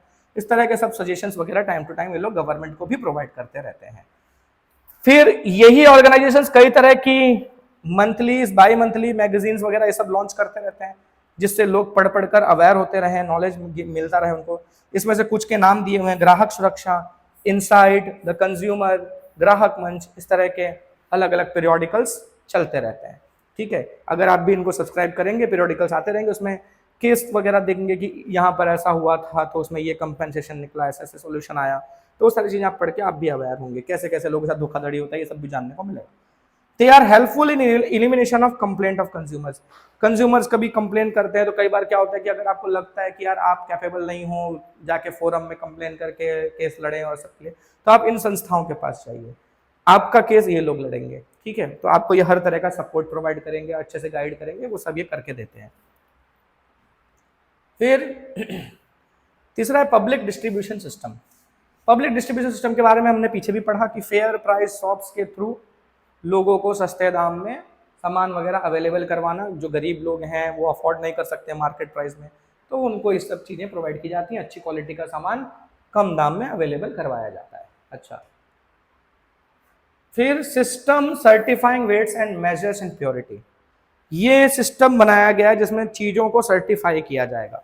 अब अगर चीज़ों को सर्टिफाई करेगी गवर्नमेंट, तो लोग वो सिंबल देख के पता चल जाएगा उनको कि हाँ इसको गवर्नमेंट का सर्टिफिकेट मिला है, मतलब ये अच्छी क्वालिटी का सामान है, ये कंपनी सारे नियम कानून को अच्छे से फॉलो करती है, तो इसका सामान अच्छा ही होगा और चीटिंग होने के चांसेस बहुत कम है या ना के बराबर है। तो इस तरह का प्रोविजन स्टार्ट किया गवर्नमेंट ने कि हम सर्टिफिकेशन करके देंगे, ताकि कंज्यूमर डायरेक्टली इस तरह का सर्टिफिकेशन देख के चीज़ों को खरीद ले, ट्रस्ट कर सके। ठीक है, तो कई तरह के ऐसे ऑर्गेनाइजेशंस बनाए गए हैं। इसमें से एक है हमारा ISI, इंडियन स्टैंडर्ड्स इंस्टीट्यूट, जो 1947 में बनाया गया, देश आजाद हुआ तभी बनाया गया। ठीक है, इसको काम दिया गया यही सब क्वालिटी वगैरह रेगुलेट करना, सर्टिफिकेशन करना, इन सब चीजों का। बाद में इसका नाम बदल दिया गया 1986 में और रखा गया BIS। ये ISI का ही नाम BIS है, लेकिन सिंबल अभी भी ISI का ये चलता है, ये कई जगह भी आपको देखने को मिलेगा, सिंबल नहीं हटा दिया है, बस ISI का नाम बदल के BIS हो गया है, जिसका फुल फॉर्म है ब्यूरो ऑफ इंडियन स्टैंडर्ड्स। ठीक है, तो इंडियन स्टैंडर्ड्स का ब्यूरो ये सब सर्टिफिकेशन करता है ऑल ओवर द कंट्री, किस चीज को क्या क्या सर्टिफिकेशन देना है, स्टैंडर्डाइजेशन करना है, ये सब काम ये देखता है। The goods that meet the described standard and quality are allowed to use ISI mark. मतलब उसमें प्रोविजन है कि ये चीजें अगर आप फॉलो करते हैं आप मैन्युफैक्चरिंग के दौरान, तो आपकी कंपनी को ये सर्टिफिकेशन मिल जाएगा, तो आप अपने प्रोडक्ट पर ये निशान लगाकर बेच सकते हो। कंज्यूमर देखेगा ये निशान, कंज्यूमर आपके ऊपर ट्रस्ट करेगा, आपका सामान खरीद लेगा। तो ये ISI का मार्क है, ये BIS का मार्क है। ठीक है, दोनों ही यूज होते हैं। अच्छा, ये है हमारा एग मार्क। ठीक है, एग्रीकल्चरल प्रोडक्ट्स के ऊपर ये मार्क लगाया जाता है। जैसे फॉरेस्ट प्रोडक्ट्स हैं, जंगल से कुछ चीजें मिल रही हैं, हॉर्टिकल्चर प्रोडक्ट्स हैं, मतलब वेजिटेबल्स या फ्रूट्स वगैरह हैं, ठीक है, या फ्रूट वगैरह से कुछ ऑयल निकल रहा है, वेजिटेबल से कोई ऑयल निकल रहा है, उन सब चीज़ों पर। एनिमल प्रोडक्ट्स हैं, इन सब पर ये एग मार्क वगैरह लगाया जाता है। अगर एग मार्क लगा है मतलब एग्रीकल्चर डिपार्टमेंट ने इसको सर्टिफाई किया हुआ है। ठीक है, ये किसके अंडर में आता है? अच्छा, it is implemented under agricultural product on act 1937। ठीक है, एग्रीकल्चरल प्रोडक्शन एक्ट होना चाहिए 1937। इसको कौन गवर्न करता है? Directorate of marketing and intelligence, DMI। ठीक है, जो कि मिनिस्ट्री ऑफ एग्रीकल्चर का पार्ट है, गवर्नमेंट ऑफ इंडिया का। इंडियन गवर्नमेंट में जो मिनिस्ट्री ऑफ एग्रीकल्चर है उसके अंडर में आता है DMI, यानी directorate of marketing and intelligence. ये एग मार्क का सिंबल यूज करने का क्राइटेरिया तय करता है कि किसको एग मार्क का सिंबल यूज करने का अधिकार मिलेगा, किसको ये सर्टिफिकेशन मिलेगा। ठीक है, तो वो जाएंगे, उसके लोग जाएंगे, चेक करेंगे, हाँ भाई ये लोग सब सर्टिफिकेशन का स्टैंडर्ड फॉलो कर रहे हैं, तो दे दो इनको सर्टिफिकेट, ये यूज कर सकते हैं सर्टिफिकेट का। फिर अगर हमें फिर भी इस तरह का कोई प्रोडक्ट हम लेते हैं और हमें डाउट है कि यार ये तो अच्छे स्टैंडर्ड का है नहीं, फिर भी इस पर ये स्टैंडर्ड वाला मार्क लगा हुआ है, तो आप सीधा BIS को कंप्लेन कर सकते हैं, ठीक है, कि भाई मुझे डाउट है इसमें। क्योंकि कई बार ये भी होगा ना कि कई लोगों को सर्टिफिकेशन मिला नहीं है, खराब क्वालिटी का सामान बेच रहे हैं, जबरदस्ती ऐसी छाप के बेच रहे हैं। भाई कॉपी करके तो आराम से सिंबल बनाया जा सकता है। तो अगर ऐसा आपको लग रहा है कि गड़बड़ है तो आप कंप्लेन करिए, वो लोग वहां जाके चेकिंग करेंगे, अगर गलत निकला तो उनको पनिश करेंगे। इसके अलावा गोल्ड ऑर्नामेंट्स को भी हमारे यहाँ BIS का मार्क दिया जाने लग गया है। अब ये BIS के मार्क के साथ और भी कुछ कुछ चीजें लिखी जाती हैं, जैसे कि कई जगह पर गोल्ड ऑर्नामेंट में आप ये देखेंगे 916। ये 916 का मतलब होता है 91.6%। इसका मतलब 22 कैरेट, 22 कैरेट सोना। उसमें ऐसा है कि जितना आपने सोना लिया है उसमें 91.6% गोल्ड है, बाकी चीजें कितना हुआ 8.4%, ठीक है, 8.4% उसमें दूसरा कोई मेटल मिक्स किया गया है। क्योंकि बात पता है ना भाई, ज्वेलरी जो है जनरली 24 कैरेट गोल्ड से तो बनती नहीं, बड़ा सॉफ्ट होता है, इसलिए उसमें थोड़ा बहुत कुछ मिलाकर फिर बनाया जाता है। तो 22 कैरेट वाला जो होता है ना, उसके लिए सिंबल लगा रहता है 916। मतलब अगर गोल्ड पर 916 का मार्क है, आप समझ जाओ ये 22 कैरेट सोना है, ठीक है। अच्छा, BIS का मार्क लगा हुआ है, मतलब ये गोल्ड जो है अच्छी क्वालिटी का है, स्टैंडर्ड क्वालिटी का है। अगर उस पर 916 है मतलब डेफिनेटली उसमें 91.6% गोल्ड होगा। अगर उसमें ये है ही नहीं और ऐसे ही 916 लिखा हुआ है, हॉलमार्क लगा ही नहीं है, मतलब गवर्नमेंट का सर्टिफिकेशन नहीं है, उसमें गड़बड़ी हो सकती है। शायद ना भी हो, भाई अच्छा ज्वेलर होगा नहीं भी करेगा, लेकिन हो सकता है गड़बड़ भी हो। अच्छा, इसके अलावा ये जो 916 का मार्क है, ये तो 22 कैरेट बता ही रहा है, यहाँ लिखा है। अच्छा, 24 कैरेट पे क्या लिखा रहता है? 24 कैरेट वाले पे आपको लिखा रहेगा 999, उसमें 99.9% गोल्ड होता है, इसलिए 999। अच्छा, इसके अलावा ना उसमें ईयर भी बताते हैं, जैसे अल्फाबेट से ईयर पता चलता है। अगर जे लिखा हुआ है, ठीक है, उसमें अगर जे का मार्क लगा हुआ है, मतलब ये ज्वेलरी जो है वो कब की बनी हुई है? कब की बनी हुई है भैया? 2008 की बनी हुई है। अब ये ना थोड़ा गूगल पे सर्च करोगे थोड़ा शायद अलग मिलेगा, बट अपनी बुक में जो लिखा है हमको वो मान के चलना है कि जे लिखा है मतलब वो ज्वेलरी कब की है? 2008 की है। इसके बाद का अल्फाबेट तो उसके अकॉर्डिंगली अगला ईयर, तो उस हिसाब से ये मार्किंग की जाती है। इसके अलावा FPO का मार्क, ठीक है, जिसका फुल फॉर्म है फूड प्रोडक्ट ऑर्डर, ये कहां यूज होता है? जैम, फ्रूट जूस, फ्रूट्स और vegetables packed in tin, tin में पैक्ड कई बार फ्रूट और वेजिटेबल्स आते हैं। छोटे शहरों में जनरली नहीं देखने को मिलेंगे, पर बड़े शहरों में लोग इस तरह की चीजें यूज करते हैं, पैक्ड वेजिटेबल्स भी खरीद के लिए आते हैं, ठीक है। कई बार होता है वो छील छाल के ऑरेंज छील छाल के पैक करके देते हैं, केला वेला भी छील छाल के पैक करके देते हैं। इस तरह का कुछ पैक्ड आइटम दिख रहा है आपको, या फ्रूट जूस है, जैम है, फ्रूट, ये सब चीजें हैं, तो इस पर आपको FPO का मार्क अगर दिखता है, मतलब ये कि ये स्टैंडर्ड क्वालिटी का है, अच्छी क्वालिटी का है, आप ट्रस्ट करके उसे खरीद सकते हैं। इसके अलावा BIS जो है टेक्सटाइल वाले इंडस्ट्री में, केमिकल इंडस्ट्रीज को, इंसेक्टिसाइड्स, रबर के प्रोडक्ट्स, सीमेंट, इलेक्ट्रॉनिक गैजेट्स, इन सबको भी ISI मार्क यूज करने की परमिशन देता है। अगर ये सब इंडस्ट्री से रिलेटेड लोग, जो भी कंपनियां हैं, वो कंपनियां अच्छा स्टैंडर्ड फॉलो कर रही हैं, अच्छी क्वालिटी का सामान बना रही हैं, तो उन्हें ISI मार्क यूज करने की परमिशन BIS देता है। वुल मार्क, जाहिर सी बात है, नाम से ही पता चल जाता है वुलन प्रोडक्ट्स पर होगा, ठीक है। स्वेटर वेटर खरीद के लाओ, ऊन खरीद के लाओ, तो उस पर ये मार्क लगा हुआ है, मतलब वो अच्छी क्वालिटी का ऊन है, और जो स्वेटर वगैरह या जो भी कपड़े बने हुए हो अच्छी क्वालिटी के ऊन से बने हुए हैं, स्टैंडर्ड तरीके से बनाए गए हैं। MPO मीट प्रोसेसिंग ऑप्टिमाइजर, नाम से ही पता चल जाता है कि भाई ये जो मीट, मटन या उससे बनने वाली चीजें हैं, वो जो मार्केट में बिकती हैं, उनको सर्टिफिकेशन देता है। अगर किसी कंपनी को ये सर्टिफिकेशन मिला है, मतलब वो साफ सफाई से, मतलब क्या होता है ना, सड़ा गला भी तुमको चिपका दिया, भाई ऐसा नहीं है, तो वो स्टैंडर्ड क्वालिटी फॉलो कर रहे हैं, तो उनको ये सिंबल मिल रहा है। अगर ये सिंबल है तो अगर आप खाते हैं तो इसका सामान यूज कर सकते हैं। HACCP, hazard analysis and critical control point, hazard analysis and critical control point, it is given to processed food. जो प्रोसेस्ड फूड होते हैं, जैसे कई होते हैं ना, देखते हैं वो पैक्ड खाने मिलते हैं, बने बनाए, गरम करके बना के खा लो, फिर वेफर्स मिल रहे हैं, दूध की बनी हुई चीज़ें मिल रही हैं, बटर, जैम, ये सब मिल रहे हैं, जैम बोल रहा हूँ सॉरी, बटर, चीज़, ये सब मिल रहे हैं, तो ये प्रोसेस्ड फूड कहलाते हैं। तो इन सब को ये सर्टिफिकेशन मिलता है कई जगहों पर, तो ये सर्टिफिकेशन अगर मिला हुआ है, कुछ कुछ को मिलता है, कुछ कुछ अलग प्रोडक्ट्स का भी सर्टिफिकेशन लेते हैं, कुछ लोग अलग सर्टिफिकेशन, अलग अलग सर्टिफिकेशन है। तो अगर HACCP का सर्टिफिकेशन मिला है मतलब आपका जो ये चीज़ है वो अच्छी क्वालिटी का है, ट्रस्ट करके आप उसको यूज कर सकते हैं।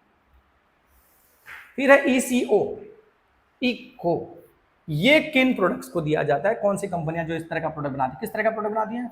Soap, detergent, paper, lubricating oil, packing material, इस तरह की जो कंपनियां हैं उनको ये सर्टिफिकेशन दिया जाता है। उनके प्रोडक्ट्स पर अगर ये सर्टिफिकेशन लगा हुआ, ये सिंबल लग रहा है, मतलब वो स्टैंडर्ड क्वालिटी के हैं, यूज करिए भाई, कोई दिक्कत नहीं है, ठीक है। फिर ऑर्गेनाइजेशन एट इंटरनेशनल लेवल, ये तो अपने इंडिया वाली हो गई सारी। इंटरनेशनल लेवल पर कौन कौन से ऑर्गेनाइजेशन, एक ISO का नाम दिया हुआ है, एक CAC का नाम दिया हुआ है। ISO मतलब इंटरनेशनल स्टैंडर्डाइजेशन ऑर्गेनाइजेशन, हेडक्वार्टर कहाँ है? जिनेवा में, स्विट्जरलैंड में। कब बना था? 1947 में ये भी बना था, ठीक है। ये तरह का सिंबल आपने कई जगहों पर देखा होगा। अच्छा, तो जैसे स्टेट नेशनल लेवल हमारे देश में इंडिया में BIS का काम करता है, वैसे ही इंटरनेशनल लेवल पर ISO काम करता है। इसमें अलग अलग तरह के सर्टिफिकेशन दिए जाते हैं, जैसे कि ISO 9000। अब हमारी बुक में लिखा है ISO 9000 एनवायरमेंट मैनेजमेंट सिस्टम के लिए दिया जाता है, पर ISO 14000 जो होता है ना, वो एनवायरमेंट मैनेजमेंट सिस्टम के लिए दिया जाता है। 14001, 14002 इस तरह की सीरीज चलती है, तो वो एनवायरमेंट मैनेजमेंट सिस्टम के लिए चलता है। 9000 वाला ना स्टैंडर्ड प्रोडक्ट के लिए, मतलब कि आपने प्रोसीजर अच्छे से फॉलो किया, जैसे कि अच्छी क्वालिटी का सामान बना रहे हैं, तो उसके लिए वो सर्टिफिकेशन होता है। बट इसमें शायद मिसप्रिंट है, कुछ गड़बड़ है, कोई दिक्कत नहीं। तो ये सर्टिफिकेशन मिल रहा है, मतलब आप सब जो rules and regulations international level पर एक्सेप्टेड है उनको फॉलो कर रहे हैं आप, ठीक है। तो इंटरनेशनली आप सामान को सेल कर सकते हैं। ये सारे सिंबल्स हैं अगर आपके, तो इंडिया में तो आराम से लोग खरीदेंगे इसको, क्योंकि भाई इंडियन गवर्नमेंट ने सर्टिफिकेशन दिया हुआ है। बट कई बार क्या होता है कि एक गवर्नमेंट जो चीज को एक्सेप्ट करती है, दूसरे देश की भी गवर्नमेंट उसको एक्सेप्ट करे, ये जरूरी नहीं है। तो दूसरे देश में शायद ये चीज लोग ना खरीदें, पर अगर इसका सिंबल लगा हुआ है आपके प्रोडक्ट पर, तो ये इंटरनेशनल स्टैंडर्ड्स के हिसाब से लगा हुआ है, तो ऑल ओवर द वर्ल्ड कहीं पर भी लोग इसको खरीदेंगे। अच्छा, फिर है CAC, कोडेक्स एलिमेलाट्रियस कमीशन। तो कोडेक्स एलिमेलाट्रियस कमीशन का काम क्या है? ये एडिबल प्रोडक्ट्स को, खाने पीने के प्रोडक्ट्स पे सर्टिफिकेशन करता है इंटरनेशनल लेवल पर। 1963 में इसको बनाया गया था, F&O ने बनाया था, FAO यानी जो WHO का एक विंग है, उसने इस चीज को डेवलप किया कि हम अब से इस तरह से खाने पीने की चीजों को सर्टिफाई करेंगे। अगर हम इनका सर्टिफिकेशन मिल गया मतलब वो WHO के स्टैंडर्ड्स के हिसाब से है, आप उसको आराम से यूज कर सकते हैं, खा पी सकते हैं, सेफ है। अच्छा, इसका हेडक्वार्टर कहाँ पर है? रोम में, जो कि इटली में आता है। अच्छा, इटली का कैपिटल है। Its main function is to develop food standard guidelines and code of practice, मतलब खाने पीने की जो चीजें जहां बनती हैं, प्रोसेस होती हैं, वो लोगों के लिए नियम कानून तय किए गए कि इस तरह से आपको प्रोसीजर फॉलो करना है। अगर ये सारे प्रोसीजर आप फॉलो करते हैं तो आपको ये सर्टिफिकेशन मिल जाएगा, मतलब आपका क्वालिटी जो है वो अच्छा है और लोग उसको ट्रस्ट करके खरीद सकेंगे। इसमें किस तरह के प्रोडक्ट्स, जैसे मिल्क प्रोडक्ट्स, मीट, फिश, सब आ जाते हैं। अच्छा, अगर आपको ISO से सर्टिफिकेशन लेना है तो आपको कांटेक्ट किसको करना है? BIS को कांटेक्ट करना है। BIS से कांटेक्ट करिए, BIS आपका सारा प्रोसीजर करवाएगा, ISO का सर्टिफिकेशन दिलवाएगा। और अगर आपको CAC का सर्टिफिकेशन चाहिए तो आपको किसको कांटेक्ट करना है? Director general of health services, जो ऑल ओवर इंडिया के जो हेड है हेल्थ सर्विसेज को लेकर, उसका director general of health services को कांटेक्ट करिए, वो आपको इसका सर्टिफिकेशन, CAC का सर्टिफिकेशन दिलवा देंगे। अब बात यह है, प्रोविजंस कर दिए गए, कंप्लेन करोगे सॉल्व हो जाएगा, सब चीज की गवर्नमेंट ने। अब प्रॉब्लम का सॉल्यूशन करेंगे कैसे? कैसे कंप्लेन को फाइल करेंगे? कौन कंप्लेन फाइल करेगा? कहां कंप्लेन फाइल करेगा? तो यहां पूछा who can file a complaint and where. पहली चीज, कंज्यूमर खुद कंप्लेन फाइल कर सकता है, आप खुद जाइए डायरेक्टली कंप्लेन करिए। सेंट्रल गवर्नमेंट, स्टेट गवर्नमेंट या यूनियन टेरिटरीज की गवर्नमेंट भी कंप्लेन फाइल कर सकती है। भाई गवर्नमेंट के साथ भी चीटिंग हो जाती है कई बार। अब कैसे? जैसे मान लो गवर्नमेंट ने कोई कॉन्ट्रैक्ट दिया किसी कंपनी को, उस कंपनी ने जो कंडीशंस तय की गई थी उस हिसाब से काम नहीं किया, धोखा कर दिया गवर्नमेंट के साथ, तो गवर्नमेंट यहाँ पर कंज्यूमर बन गए, तो गवर्नमेंट भी केस कर सकती है उस कंपनी के खिलाफ, आगे अपना क्लेम कर सकती है। तो ये लोग भी कंप्लेंट फाइल कर सकते हैं। कंज्यूमर सोसाइटीज और कंपनी लॉ और अदर प्रिवेलिंग लॉज।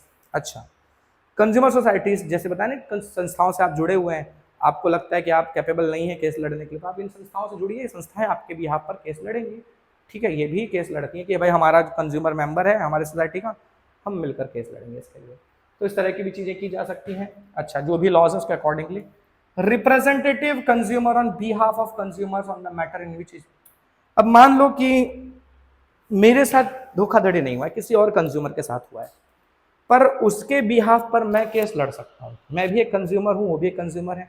मुझे लगता है कि अगर मैं उस कंज्यूमर की बात उठाता हूँ, उसके हक की बात करता हूँ और उसको केस जितवाता हूँ, तो इससे कई और कंज्यूमर्स है उनका भी बेनिफिट जुड़ा हुआ है, वो भी अवेयर होंगे, उनके भी अधिकार की बात होगी। अभी कई बार होता है कि एक ही तरह की चीटिंग 15 लोगों के साथ हुई है, अब इनका मैटर उठा के आप केस लड़ सकते हो।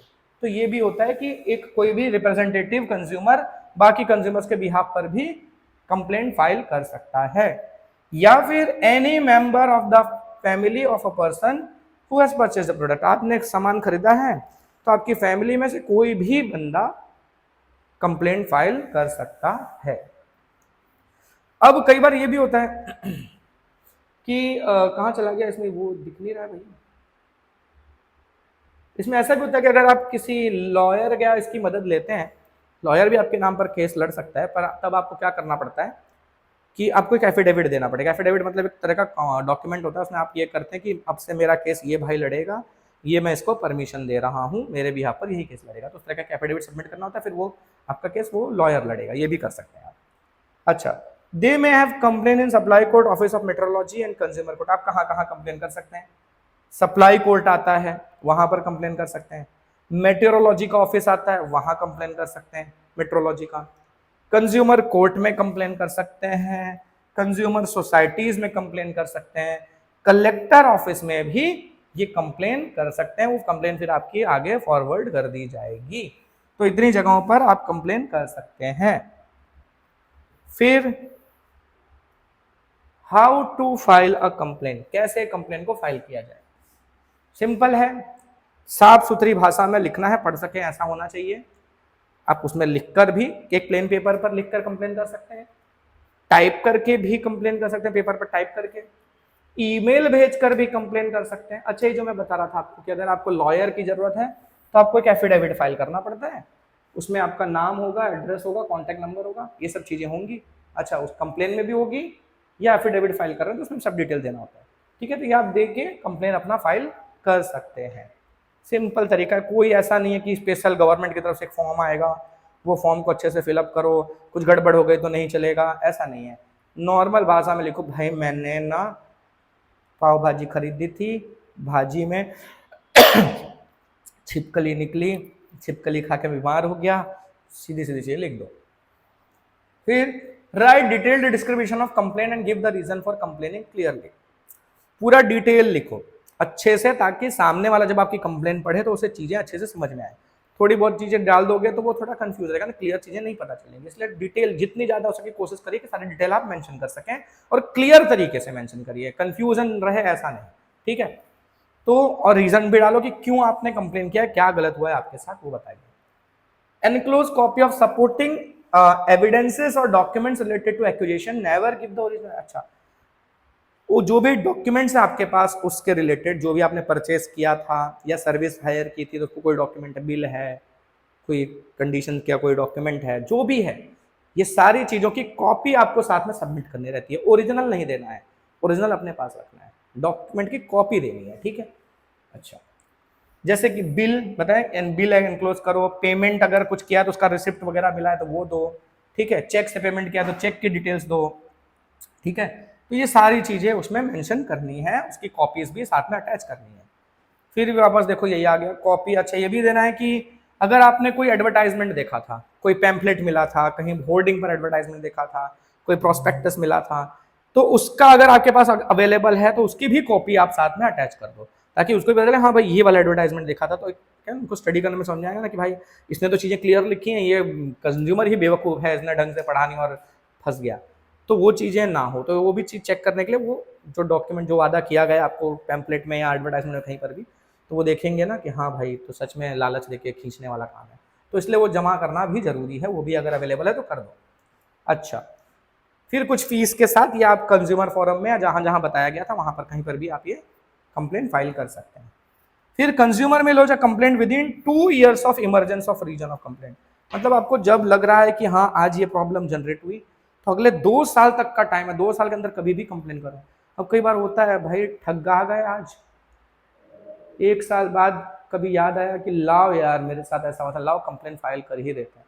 अब 2 साल के बाद जगोगे तो कोई मतलब नहीं है, लेकिन 2 साल तक का टाइम दे रही है गवर्नमेंट। सोचो कि आज धोखाधड़ी हुई, आज कोई चीटिंग हुई है, 2 साल तक का टाइम है, 2 साल के अंदर कभी भी कंप्लेन करो। अच्छा, फिर एनी कंज्यूमर में call on Gujarat state helpline toll free number है गुजरात गवर्नमेंट की तरफ से, इस पर भी आप कॉल करके कंप्लेन कर सकते हो, या कुछ आपको डाउट है किसी चीज को लेकर, इंफॉर्मेशन चाहिए, तो वो भी आप इस पे पूछ सकते हो। और नेशनल लेवल पर जो हेल्पलाइन नंबर है वो ये वाली है, इस पर भी आप इसी तरह से कॉल करके जो भी चीजें हैं, कंप्लेन करना है कंप्लेन करिए, इन्फॉर्मेशन चाहिए इन्फॉर्मेशन लीजिए, अगर वो लोग फोन उठा लें तो। ठीक है, तो इतना कुछ प्रोविजन किया गया है, ठीक है, कंज्यूमर लेवल, कंज्यूमर्स को चीटिंग से बचाने के लिए, प्रोटेक्ट करने के लिए, सबके लिए। तो चैप्टर खत्म हो गया। तो कोशिश यही थी कि अच्छे से चीज़ों को डिलीवर किया जाए। कैसा लगा वीडियो, कितना समझ में आ रहा है, नहीं आ रहा है, कमेंट सेक्शन में ज़रूर बताना। और जैसा मैंने वीडियो के स्टार्टिंग बताया, आने वाले समय में हम और भी फटाफट वीडियोस लाने की कोशिश करेंगे, और नए नए तरीकों से, जैसे मैराथन लेना, रिवीजन सेशंस है, ये सारी चीज़ें करेंगे। तो हमारे साथ कनेक्टेड रहना और ज़्यादा से ज़्यादा लोगों को शेयर कर दो, ताकि और लोगों को भी बेनिफिट्स मिल सकें। तो मिलते हैं नेक्स्ट वीडियो में, टिल देन बाय।